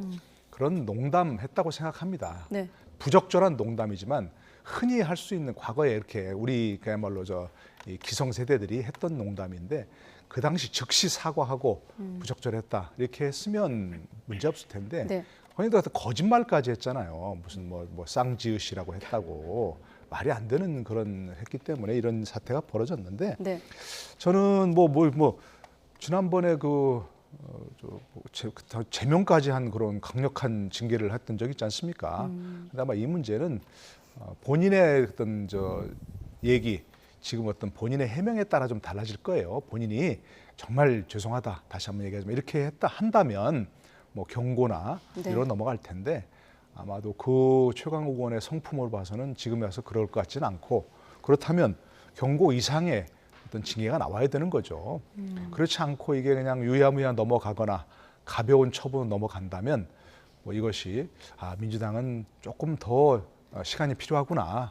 반성할 시간이 더 필요하다. 아마 그런 쪽으로 국민들이 생각하는 그런 계기가 되지 않을까 싶습니다. 네, 지난 2일에 지도부가 총사퇴를 했고 이후 계속 자맹을 이어왔던 박지원 전 비대위원장도 SNS에 글을 올렸습니다. 침묵을 깨고 작심 발언을 했는데 좀 이 문제를 통해서 확실히 정리하고 혁신의 좀 길에 들어섰다는 거 증명하라라는 주문이 나왔어요. 오늘 계속해서 민망한 내용을 얘기하게 되네요. 그런데 지금 최강욱 의원의 징계 수위가 본인의 뭐 받을 도덕적 타격 이것도 있지만 당내 계파 간의 무슨 다툼 양상의 성격을 띠고 있거든요. 네. 쪽 뭐 특정 그룹에서는 야 그거 그냥 농담이었고 그때 사과도 한번 하긴 했으니까 가볍게 살 사안이지 이게 그렇게 정색하고 정치 세명 제명 이렇게까지 할 것이냐라고 생각하는 측이 있고 네.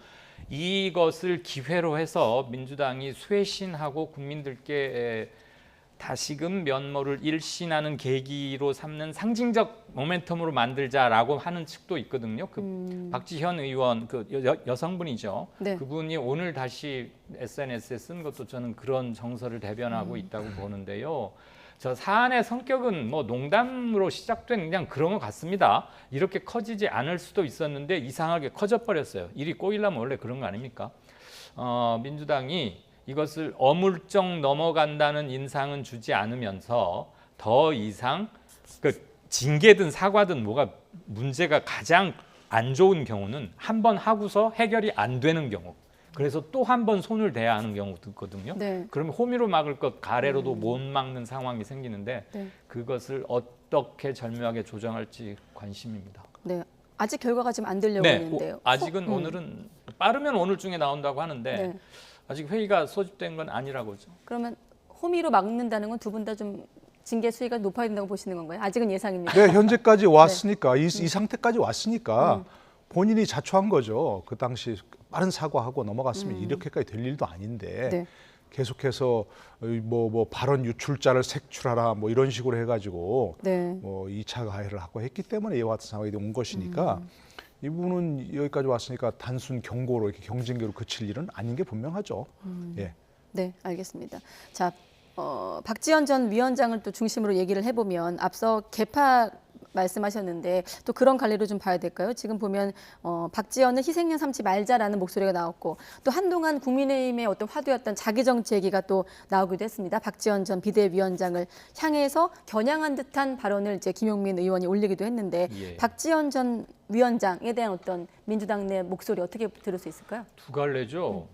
야 박지원 비대위원 저 사람 할 말 했던 거 아니야? 저 정도는 말할 수 있어야 비대 말 그대로 비대위원 그리고 비대위원장이었잖아요. 네. 그런 말 정도 하라고 모셔온 건데 그걸 가지고 내부 총질이라고 하면 되나? 뭐 이런 측이 있고요. 물정을 몰라도 너무 모른다. 지방선거 이제는 다 과거지사가 됐습니다만 큰 선거 앞두고 그렇게 내부 분란만 조장하다니 너무 정치 감각이 없는 것 아니냐 이런 비판도 컸습니다. 네. 그리고 자연스럽게 선거를 치른 비대위였기 때문에 한 18회 정도 뭐 조용히 있었습니다만 국민들이 글쎄요 이건 완전히 주관의 영역인데 제가 볼 때는 네. 박지원 전 비대위원장이 했던 말 정도조차도 민주당이 수용을 못한다면 융통성과 건강성의 문제가 좀 있는 것 아닌가. 그리고 미래지향적인 측면에서는 저런 얘기를 충분히 소화하고 흡수해서 얘기할 수 있는 내부 논의 구조는 갖춰야 되겠다. 정치 기술상의 문제, 선거를 며칠 앞두고 득표에 도움이 됐느냐는 그건 부차적으로 따로 따질 문제고요. 네. 지금 어차피 쇄신과 혁신을 얘기한다면 그 차원에서 얘기가 진행되는 게 바람직하지 않을까 싶습니다. 네, 융통성과 건강성의 문제라고 말씀하셨고요.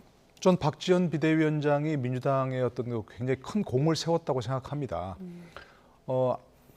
지금 이제 우리가 좀 전에 뭐 이준석 대표의 그 여러 가지 불미스러운 모습을 보긴 했지만 네. 어쨌든 이준석 대표로 얼굴을 바꿔서 국민의힘이 뭐 그 덕이든 아니든 간에 어쨌든 지방선거, 뭐 대선, 거기다 또 4.7 재보궐선거까지 따지면 3연승을 한 거거든요. 그러니까 그런 면에서 봤을 때는 분명히 어떤 대표로서의 역할을 잘했다 이렇게 생각하고요. 네. 박지원 비대위원장이 그런 역할을 해줬다면 굉장히 좋았겠죠. 그러나 뭐 지선에서 결국 대선과 가까이 있는 그런 선거였기 때문에 박지원 비대위원장이 아무리 역할을 했어도 되겠습니까? 네. 그건 분명히 선거 승부는 박지원 비대위원장에게 물을 건 아니고 그 얼굴로서 역할을 비대위원장의 저런 젊은이를 뭐 추대했다고 하는 것은 얼굴로서 역할을 해달라는 거 아니겠습니까? 무슨 실질적인 역할을 했다는 게 아니고 네. 그런 점이 봤을 때는 국민들이 조금 그래도 주목할 만한 발언들을 했기 때문에 그런 것들을 민주당이 좀 받아들였다면 그리고 그것을 존중하는 모습을 보였다면 실질은 어떻더라도 결과적으로 이렇게 외부적으로 이미지라도 쇄신하는 그런 듯한 모습을 보였을 텐데 그거조차도 바질이 어려웠던 그런 상황이기 때문에 지금 새롭게 박지원 비대위원장이 돌아와서 할 일이 뭐 있겠습니까? 비대위원장 시킬 수도 없는 거고 그렇기 때문에 당분간은 민주당에서는 저런 존재가 나오기 어렵지 않을까 싶습니다. 네. 아무튼 지금 일정대로라면 민주당 윤리심판원이 최강욱 의원 징계 여부를 논의하고 있고 잠시 뒤에 결과가 나올 것 같거든요. 결과 나오면 또 YTN 통해서 속보 확인하시기 바랍니다. 자, 끝으로 여론조사 좀 볼 텐데 대통령 국정수행 평가를 짚어보겠습니다. KSOI 조사가 있고 리얼미터 조사가 있는데 일단 화면에는 리얼미터 결과가 나왔네요. 자, 긍정이 48%, 부정이 45.4%. 추이로 본다면 자, 이 소장님 어떻게 해석할 수 있을까요? 화면에서 바로 시각적으로 확인할 수 있다시피 긍부정 격차가 계속 좁혀들고 있죠. 그래서 겨우 오차범위 정도 안에 들어있는 것 같은데 지금 출범한 지 한 달 간 넘겼습니다. 네. 근데 계속 4번, 4주 연속 줄어들고 있다는 것에 좀 주목을 해야 되겠고요. 우리가 어떻게 하기 힘든 대외 의존도 국제경제 때문에 힘들어지는 것은 그렇다 하더라도 정부 여당 내에서의 여러 가지 잡음들, 아까 자료화면 봤잖아요. 막 최고위 회의 때 이런 거. 그리고 그 대통령 부인 되시는 김건희 여사를 둘러싼 그거 역시도 저는 참 불필요한 불필요한 논란이거든요. 왜 저런 얘기가 나와야 되는지 자체가 조금 그래요. 그럼 평가 중에 부정 추이에 좀 영향을 미쳤을 것이다 당연히 라고 미쳤을 보시는 거라고 거고요. 봅니다. 그리고 지금 아직 국회에서 인사청문회가 진행되지 않아서 임명은 되지 않고 있습니다만 추천된 두 여성 장관 후보자들에 대한 여론도 좋지 않습니다. 굉장히 악재가 꽤 많은데 동시다발적으로 일어나니까 지금 뭐 하나가 제대로 집중이 안 돼서 그렇지 전반적으로 여론은 썩 좋지 않다. 그 추세는 정부 여당은 물론이고 정치권 전체가 지금 정신 바짝 차려야 할 때입니다. 국민들 싸늘하게 보고 계시다는 게 숫자로 드러나네요. 네. 대선 때도 정치 혐오 얘기 많이 했었는데 그 좀 기조가 연장되고 있다. 이렇게 좀 보시는 것 같고요. 저 KSOI 조사도 좀 보여주시고 교수님은 어떻게 추이 보고 계십니까? 네, 저는 최초의 그 긍정적 평가가 그렇게 높지 않다 얘기할 때 오히려 그 높지 않은 것을 1%포인트씩이라도 높여가면 더 좋지 않겠냐 했는데 지금 반대로 가고 있네요. 네. 저런 것들이면 사실은 높을 때는 굉장히 그 여론에 좋다고 하다가 낮아지면 여론의 일희일비지 하지 않겠다. 보통 그렇게 얘기를 하거든요. 네. 그러나 저것은 철저하게 냉정하게 분석을 하고 그 원인이 무엇인가를 파악해서 교정해 나가야 할 그런 문제입니다. 저 부분들은. 왜냐하면 민주정부라고 하는 것이 국민 여론에 기대는 것 말고 뭘 더 하겠습니까? 네. 다른 게 없으니까. 여러 가지가 있겠죠. 지금 잘 설명하셨지만 지금은 가장 주목받아야 할 게 대통령이나 이런 내각의 정부의 경제 관련 메시지입니다. 네. 비상경제회의라도 하면서 매일이라도 하면서 그런 것들을 비상경제회의 소집해서 거기 논의되고 있는 것들을 이렇게 국민들에게 알려야 할 그런 시기인데 엉뚱하게 자꾸 무슨 김건희 여사의 동정이 보도가 되고 언론에 너무 많이 노출이 돼요. 그럴 필요 없는 시기인데도 또 시기도 그렇고 여러 가지 상황도 그렇고 그런데 자꾸 그렇게 노출되는 건 별로 바람직하지 않다고 생각하고요. 네. 부속실 설치나 이건 부차적인 문제고 이건 철저하게 기획돼 가지고 국민들에게 긍정적인 메시지를 줄 수 있을 때 노출시키는 것이지 자꾸 저렇게 일상을 노출시킬 필요가 없다는 것이고 지금은 제가 생각하는 딱 한 가지 권하고 싶은 것은 윤석열 대통령, 한덕수 총리, 경제부총리 집무실에 야전 침대 갖다 놓고 매일같이 비상근무하고 있다. 이런 식의 메시지가 나와야 되는 그런 시기입니다. 사실은. 한가한 저런 메시지가 나올 때가 아니고요. 관련해서 짧게 숫자 하나만 좀 보태서 정보 전해드리겠습니다. 저희가 KSOI가 오늘 발표된 조사하면서 대통령 국정평가도 물었지만 조금 전에 자막으로 나갔고요. 경제 위기에 대처를 하는 것 어떻게 평가하십니까? 시민들께 여쭤봤더니 미흡하다 50.2%, 적절치 못하다, 믿음직스럽지 못하다, 문제 있다라고 44.9%가 대답하셨습니다. 오차범위 내이긴 하지만 차이가 좀 나고 있죠. 미흡하다는 평가가 반을 넘었습니다. 관련해서 최근에 비상경제 선언하고 회의 연 것도 봤고 다 뉴스로 전해졌는데 저는 이게 그 태스크포스의 장을 대통령이 직접 맡아야 된다고 봅니다. 경제 전문가 한덕수 총리가 있긴 하지만 네. 이것은 대통령 고유 아젠다로 정말 비상사태라는 생각으로 본인이 회의 소집하고 주재하고 프리토킹하게 하고 질문 대책을 만들어내야지 경제부총리 당신이 어떻게 해보시오. 이거는 대국민 인식도 그다음에 이 경제 위기를 대하는 정부 여당의 긴장 상태 이런 걸 감안해서라도 대통령 고유 아젠다로 했으면 어떨까 싶습니다. 일단 대통령이 오늘 나온 발언 중에는 민생 물가에 초당적으로 좀 대응해달라. 국민이 숨 넘어가는 상황이라고 언급을 했는데 이런 언급만으로는 좀 부족하다고 보시는 건가요? 그러니까 예를 들어서 지금 뭐 저 일치되는 것 중에 하나가 지금 네. 대통령이 긴장한 모습을 보여라 이거 아니겠습니까? 대통령이 회의를 주재한다고 뭐 뾰족한 수가 사실 나오겠습니까? 그러나 바로 국민들에게 주는 메시지가 중요한 거죠. 국민들에게 지금 비상 상황이구나. 그래서 좀 대통령부터 시작해서 이렇게 비상근무를 하고 있구나. 그리고 거기서 뭐 하루아침에 뭐 해결될 건 아니지만 뭔가 매일같이 하나씩이라도 그런 경제 대처하는 메시지가 나오고 있구나.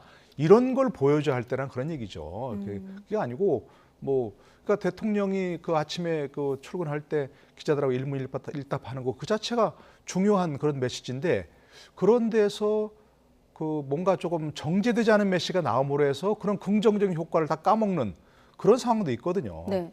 그러니까 그런 말씀을 하실 때 기자들이 오늘 분명히 무엇을 물을지 되게 나와 있는 거 아니겠습니까? 이슈가. 그렇다면 그걸 철저히 정제된 메시지로 해갖고 국민들에게 직접 전하는 대통령의 목소리가 거기서 나와야 되는 거지. 그리고 쓸데없는 자꾸 뭔가 좀 이렇게 그 비판을 받을 만한 그런 정제되지 않은 메시지 이거 나오는 것은 조금 지양해야 될 그런 문제가 되는 거죠. 네, 알겠습니다. 지금 이 말씀만 네. 굉장히 금리를 빠르게 올리고 있습니다. 이건 우리뿐만 아니라 세계적인 추세고 그동안 돈이 많이 풀렸으니까 네. 가장 걱정해야 할 최악의 사태는 금리를 높이고도 올리고도 물가를 잡지 못하는 겁니다. 그러면 중산층도 붕괴되는 거죠. 서민들은 말할 게 없고 그러니까 이자 부담 늘어나는데 물가까지 오르고 그러면 가처분 소득이 줄어들죠. 더군다나 주식시장 계속 폭락하고 있고 부동산 자산 가치도 떨어지면 이건 더 이상 손을 쓸 수가 없는 지경에 이르를 겁니다. 네, 두 분이 더 민생과 물가 걱정을 하고 계신다는 생각이 드네요. 네, 여기까지 듣겠습니다. 노동일 교수님, 또 이강윤 소장과 함께했습니다. 고맙습니다. 네, 고맙습니다.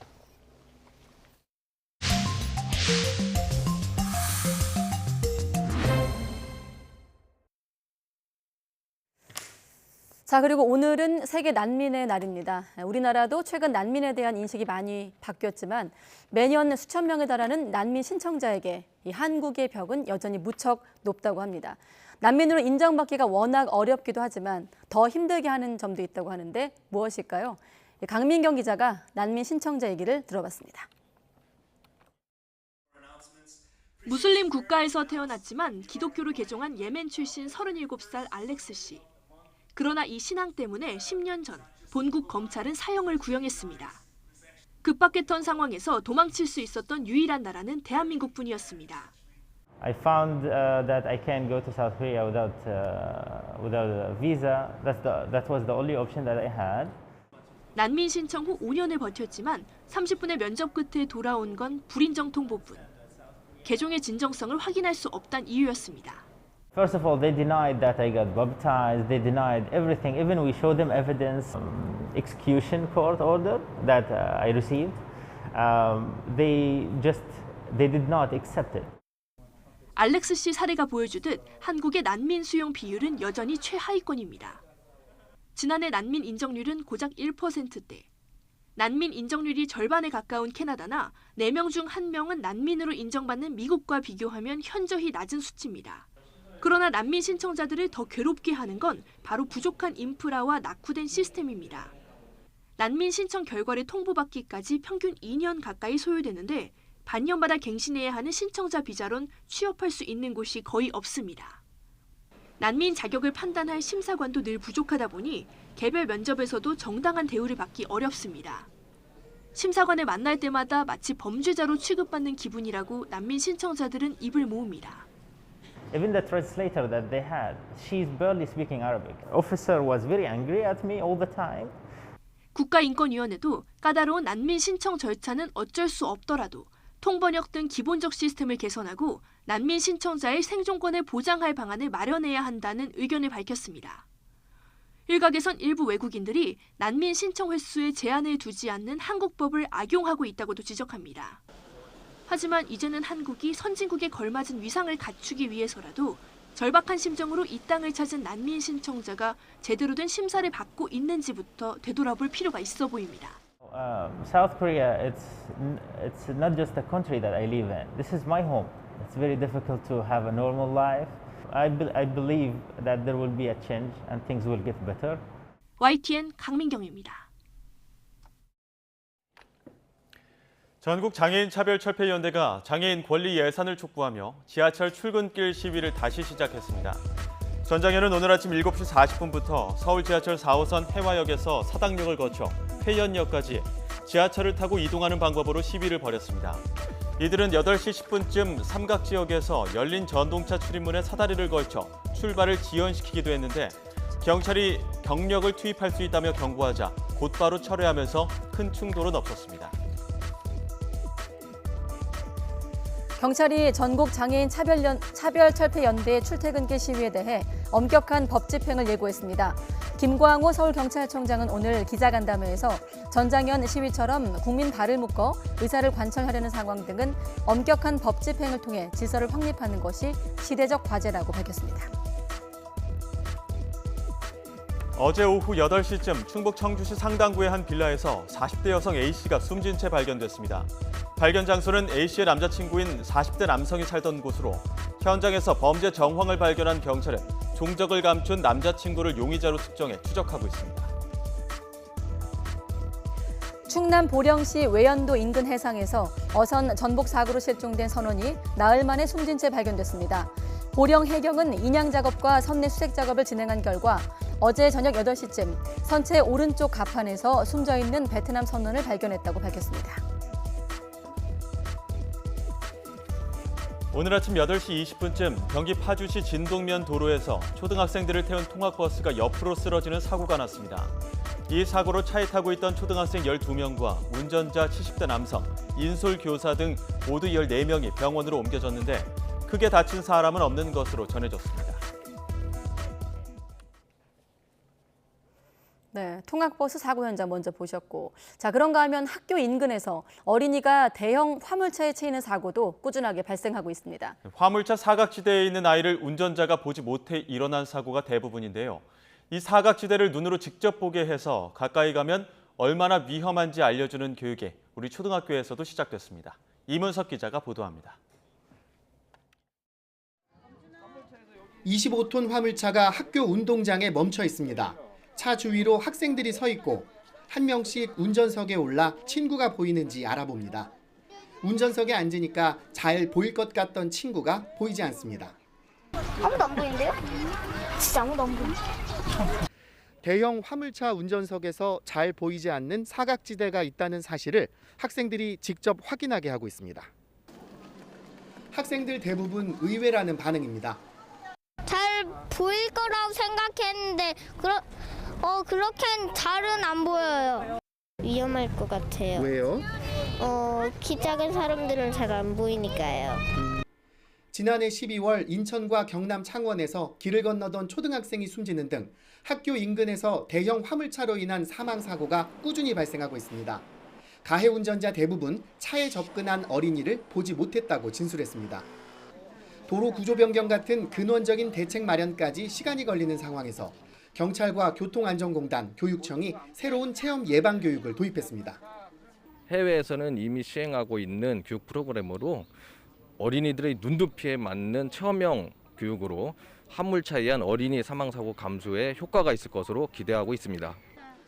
우선 화물차 사고가 잦았던 지자체부터 시작해 초등학교 화물차 사각지대 체험 교육을 계속 확대해 나갈 계획입니다. YTN 이문석입니다. 네, 주식 리딩 업체라며 접근한 이들에게서 가상 자산인 코인을 구매한 뒤 피해를 봤다는 제보가 이어지고 있습니다. 약속과 달리 코인을 일정 기간 되팔 수 없게 매도 제약이 걸려 있었던 거라 피해자들은 애만 끓고 있습니다. 김철희 기자가 보도합니다. 경남 사천시에 사는 A씨는 지난 2월 주식 리딩 업체 관계자를 통해 가상 자산 코인 투자를 권유받았습니다. 관계자는 해외 거래소에 상장 예정돼 있어 수천 배까지 수익이 날 것 같다며 A씨를 꼬드겼습니다.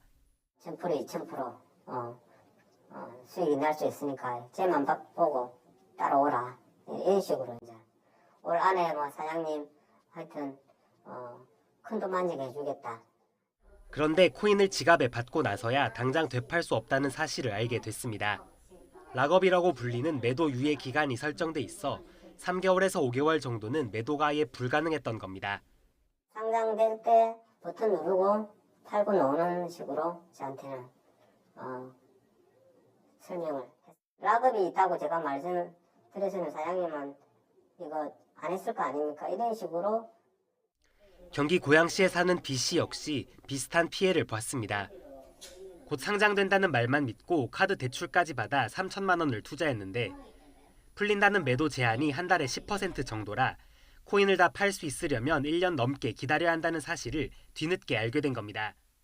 카드로는 저도 장기 대출을 했는데 뭐 없으면 자동차 대출까지 모두 다 끌어다가 하면 된다. 그렇게까지 할 만한 가치가 있다. 뭐 그런 식으로 거의 세뇌를 시켰죠. 현재 피해자 단체를 통해 접수된 피해 사례만 300건 정도. 미래가 불투명한 코인에 묶여있는 돈은 수십억 원에 달할 것으로 예상됩니다.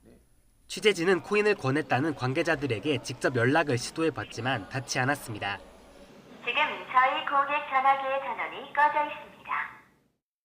정작 리딩 업체는 본인들과는 무관한 협력사 일탈인 것 같다고 해명했습니다. 이제 전망 같은 거는 하는데 아예 비상장 코인을 따로 뭐 매매하거나 판매하거나 아니면 그거에 대한 정보를 제공하거나 이러지는 않습니다. 전문가들은 투자를 결정하는데 매도 가능 시기는 매우 중요한 정보라면서 이를 알려주지 않는 것 자체를 사기로 볼 수 있다고 지적합니다. 1년 정도의 장기간 락업이 걸려 있다는 사실은 투자에 있어서 굉장히 중요한 부분인 것 같습니다. 그래서 그 부분을 속이고 팔았다면 그거는 사기가 될 수 있겠죠. YTN 취재가 시작된 뒤 일부 피해자들은 투자한 돈을 돌려받았습니다. 하지만 지금도 리딩 업체 이름으로 또 다른 비상장 코인 판매가 계속 이루어지고 있어 피해는 계속 불어날 것으로 보입니다. YTN 김철입니다. 네, 사회적 거리 두기가 풀리면서 카드 사용액도 1년 전보다 10% 넘게 늘어나는 등 소비가 되살아나고 있습니다. 다만 연일 치솟는 물가와 높은 금리가 소비 회복의 걸림돌로 작용할 것으로 보입니다. 강희경 기자가 보도합니다. 평일 오후인데도 서울역이 기차 타려는 사람들로 가득합니다. 올해 초 연휴를 앞두고 한산하기만 했던 분위기와는 대조적입니다. 올해 초보다 철도 이용객이 150% 정도 증가되었습니다. 발 디딜 틈이 없을 정도로 서울역의 이용객들이 많이 증가되고 있습니다.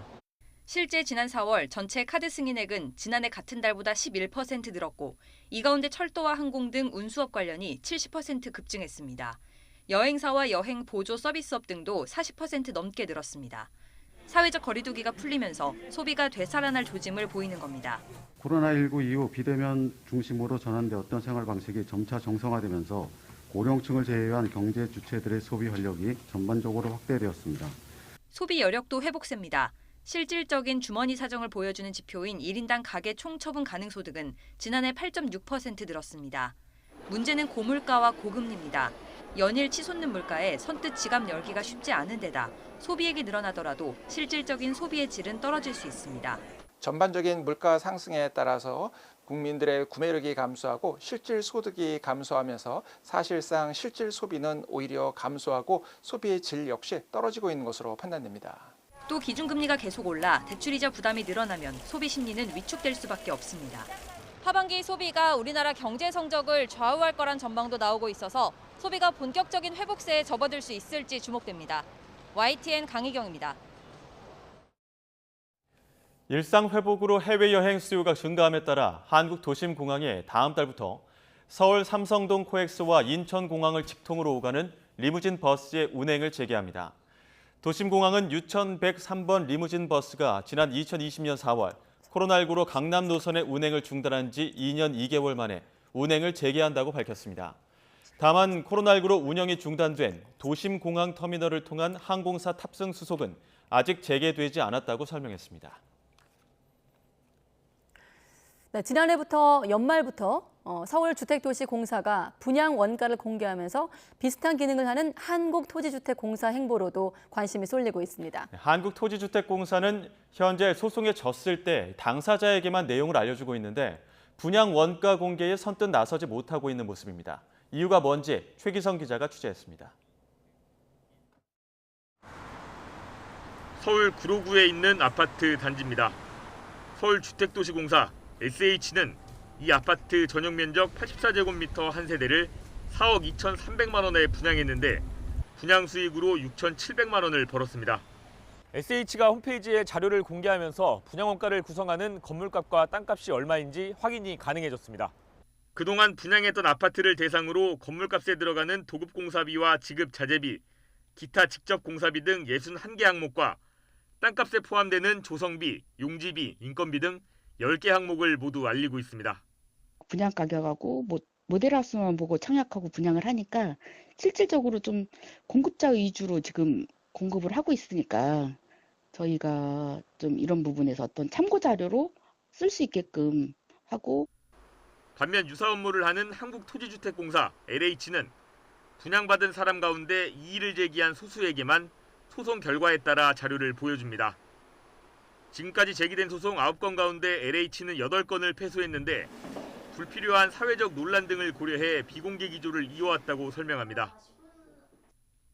분양원가를 공개하면 분양가 적정성 논란이나 민간주택 건설 위축, 주택 품질 저하 같은 일이 생길 수 있다고 말합니다. 적정 분양가가 얼마인지 사회적 합의가 없는 만큼 분쟁과 갈등이 불가피하다고도 강조합니다. 건설사 역시 LH 입장과 궤를 같이 합니다. 대형 건설사 관계자들은 현재 시장 상황이 고분양가 때문이 아니라면서 시장 혼란만 유발할 것이라고 주장합니다. 또 현장마다 조건과 환경이 다른데 단순하게 원가로 비교하는 게 합리적이냐고 반문했습니다. 전문가 사이에서도 분양원가 공개를 둘러싼 의견은 온도차를 보입니다. 민간 영역으로 확대하면 기대 효과가 있다는 의견이 있는가 하면 시장 안정 효과를 기대할 수 있습니다만 현재는 민간 시장 전반으로의 공개 내역 확대나 정보 공개 수준의 확대가 좀 요구되고 수요자들이 다양한 정보를 통해서 적정 가격 판단을 하는 데 도움을 받을 것으로 보입니다. 부동산 시장 안정에 큰 도움을 주진 못할 것이라는 관측도 나옵니다. 각 아파트마다 품질 차이가 발생할 수 있기 때문에 공사 원가를 그대로 비교하는 것은 적절치 못할 수 있습니다. 부동산 시장을 안정시키는 방안으로 삼기에는 이건 역시 충분치 못할 수 있습니다. LH 측은 여러 사항을 고려해서 정부와 협의해 공개 여부를 결정하겠다고 밝혔습니다. YTN 최기성입니다. 네, 고공행진하고 있는 물가에 금리까지 올라가고 있는 미국에선 경기 침체 가능성을 두고 절반에 가까운 경제 전문가들이 1년 안에 닥칠 것으로 볼 정도로 우려가 커지고 있습니다. 바이든 행정부 관료들은 고용 등 경제 지표가 탄탄하다며 경기 침체를 피할 수 있다고 방어하고 나섰습니다. 워싱턴에서 강태욱 특파원의 보도입니다.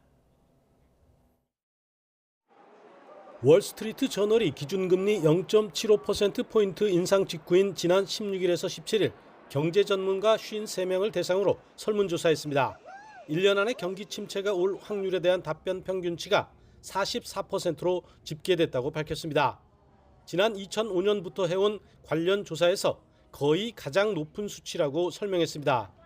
특히 올해 말 미국의 소비자 물가지수 전망치는 평균 6.97%로 4월에 5.52%를 훌쩍 넘어섰습니다. 올해 말 기준금리 예상치도 이번 조사에서는 3.315%로 크게 높아지면서 다음 달에도 인상이 불가피한 것으로 내다봤습니다. 치솟는 물가와 높아지는 금리로 경기 침체 가능성이 커지고 있다고 본 겁니다. The more the Federal Reserve raises interest rates, the more of a headwind that's going to be on the economy. And that will increase the risk of either a sharp slowdown or an outright recession. 바이든 행정부 경제 관료들은 경기 침체를 피할 수 있다고 설파하고 있습니다. 제닛 옐런 재무장관은 불가피한 것은 아니라며 경제가 안정적 성장기로 접어들 것이라고 강조했습니다. 특히 탄탄한 노동시장을 근거로 들었습니다. The labor market is recovered and we have reached full employment. It's natural now that we expect a transition to steady and stable growth, but I don't think a recession is at all inevitable. 브라이언 디스 백악관 국가경제위원회 위원장도 CBS와 폭스뉴스에 잇따라 출연해 물가를 안정시키기 위한 추가 노력이 잇따를 것이라며 선을 그었습니다. 그러면서 이들 관료는 소비재에 대한 대중 관세 인하나 유류세 한시 면제 등을 검토하고 있음을 시사했습니다.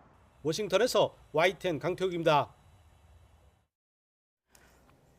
네, 재선에 성공한 마크롱 프랑스 대통령이 총선거에서 과반 의석 확보에 실패했습니다. 집권 2기 국정 운영이 시작부터 꼬인 셈인데 야당과의 힘겨운 협력이 불가피할 전망입니다. 류재복 기자의 보도입니다. 577석을 뽑는 프랑스 총선거에서 마크롱 대통령이 이끄는 여당 연합은 과반에 미치지 못하는 245석을 차지했습니다. 현재 345석에도 턱없이 부족합니다. 지난 2000년 선거 개혁 이후 의회 과반을 실패한 첫 현직 대통령이 됐습니다. Ce résultat signifie beaucoup pour moi. C'est une immense joie de voir que Macron n'a pas la majorité absolue et que la NUPES. Là, c'est une déception et une incompréhension parce qu'on sait pas comment ça va se passer après, quels accords ils vont passer, est-ce que le 사회당과 녹색당으로 이루어진 좌파 연합은 새로운 제1야당으로 올라섰습니다. 은퇴 나이를 낮추고 최저임금을 올리는 등 민생 공약이 먹혔습니다. 2달 전 대선에서 마크롱에 패배한 르펜이 이끄는 극우 연합은 약진했습니다. 지금 의석이 8석인데 11배가 넘는 89석을 차지했습니다. Les nouveaux visages que vous allez découvrir, des visages rayonnants d'enthousiasme et de vie, sont l'avant-garde de cette nouvelle élite politique qui prendra la responsabilité du pays lorsque l'aventure Macron aura pris fin. 중도 성향 마크롱 대통령이 좌파와 극우로부터 동시에 압박받는 형국입니다. 야당과 협력이 불가피하지만 지향하는 목표 차이가 커 쉽지 않을 전망입니다. 당장 중도 우파인 공화당과의 연합이 검토되고 있습니다. Les sensibilités multiples devront être associées et les bons compromis bâtis afin d'agir au service de la France. 마크롱 대통령은 우크라이나 사태에 공을 들여 재선에 성공했습니다. 세계가 혼란한데 프랑스마저 그래선 안 된다는 안정론이 효과를 봤습니다. 하지만 이번 총선에서는 견제가 필요하다는 여론이 우세했습니다. 이에 따라 마크롱 대통령은 집권 2기 동안 외교보다 국내 정치에 집중할 수밖에 없을 것으로 보입니다. YTN 유재복입니다.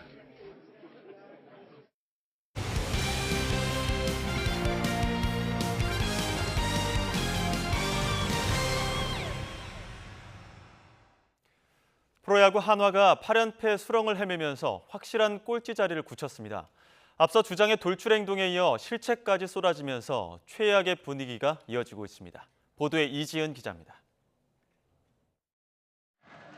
햇빛으로 시야가 가린 3루수 김태현이 평범한 땅볼을 놓치고 외야수 터크먼은 잘 잡은 공을 비어있는 1루로 던집니다. 1루수의 포구 실수도 나왔습니다. 처리하지 못합니다. 볼이 뒤로 빠집니다. 한 경기에서 저지른 실책만 3개. 추격의 불씨를 살릴 수 있는 상황에서 수베로 감독이 덕아웃을 비웠다가 돌아오는 장면도 포착됐습니다. 타자가 안타를 치고 나갔음에도 불구하고 그 상황을 전혀 이용하지 못하고 이닝 중간에 지금 나와서 뭐가 어떻게 돌아간지를 모르고 있었다는 거 아니겠습니까? 무려 8연패의 늪. 9위 NC와는 4.5게임 차로 멀어졌습니다. 경기력뿐 아니라 분위기도 최악인 상황. 앞서 주장 하주석은 불판정에 불만을 품고 배트와 헬멧을 던지는 이해할 수 없는 행동으로 징계를 받았습니다. 치명적인 실수와 돌출 행동에 어수선한 사령탑까지. 만년 꼴찌 한화가 끝없이 추락하고 있습니다. YTN 이지은입니다. K리그1 디펜딩 챔피언 전북이 모처럼 화려한 공격을 펼치며 선두 울산을 적진에서 완파했습니다. 시즌 초반 부진을 털고 어차피 우승은 전북의 역전 스토리를 재현할지 주목됩니다. 신윤정 기자입니다. 전반 19분 바로우가 홍정보의 롱패스를 하프 발리슛으로 연결해 선제골을 뽑습니다. 후니모토는 멀티골을 기록했습니다.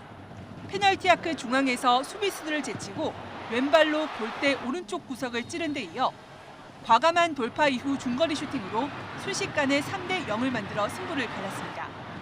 시즌 초 중하위권으로 쳐졌던 전북은 3위까지 오르며 울산과 승점 차를 8점으로 좁혔습니다. 저희가 우승의 불씨를 살릴 수 있어서 좋은 자신감 얻는 것 같고 좋은 경기했던 것 같습니다. 현대가 라이벌전을 지켜봐온 울산과 전북 팬들에겐 기시감을 불러일으키는 결과입니다.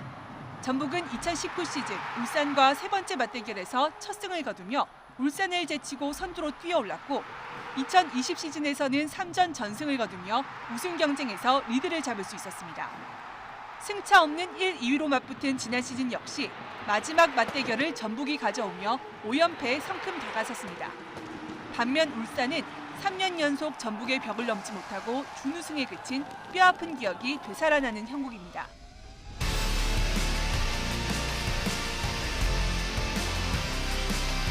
시즌 중반을 향해 달려가는 K리그. 우승 경쟁 불씨를 살리며 뜨거운 여름을 예고하고 있습니다. YTN 신윤정입니다. 오늘 폭염특보가 확대 강화하면서 무더위가 기승입니다. 현재 가장 더운 지역은 폭염경보가 내려진 경북인데요. 비공식 기록으로 경북 경산 하양읍의 기온이 37.1도, 대구도 35.6도까지 올라 한여름을 방불케 하고 있습니다. 따라서 대기가 불안정해진 충청 이남 지방에는 오늘 저녁까지 소나기 가능성이 있겠습니다. 또 제주도는 저녁부터 장맛비가 내리겠고 비의 양은 5에서 20mm가 되겠습니다. 지형적인 영향을 받는 경남 남해안은 내일 아침에 비가 조금 내리겠고요. 내일 오후에는 남부 곳곳에 또 한 차례 소나기가 지나겠습니다. 한편 누리호 발사가 이뤄지는 나로 우주센터는 내일 흐리기만 하겠고요. 바람도 약하게 불 것으로 예상되고 있습니다. 내일 아침 기온은 오늘과 비슷하겠습니다. 서울 22도, 대전 23도, 광주 22도가 예상됩니다. 내일 낮 기온은 오늘보다 오르면서 폭염특보가 확대될 가능성이 있겠습니다. 서울 33도, 대전 34도, 대구 33도가 예상됩니다. 날씨였습니다. 네, 가장 빠른 종합뉴스 뉴스큐 마치겠습니다. 네, 이어서 저녁 종합뉴스 이브닝 뉴스가 방송됩니다. 시청해주신 여러분 고맙습니다.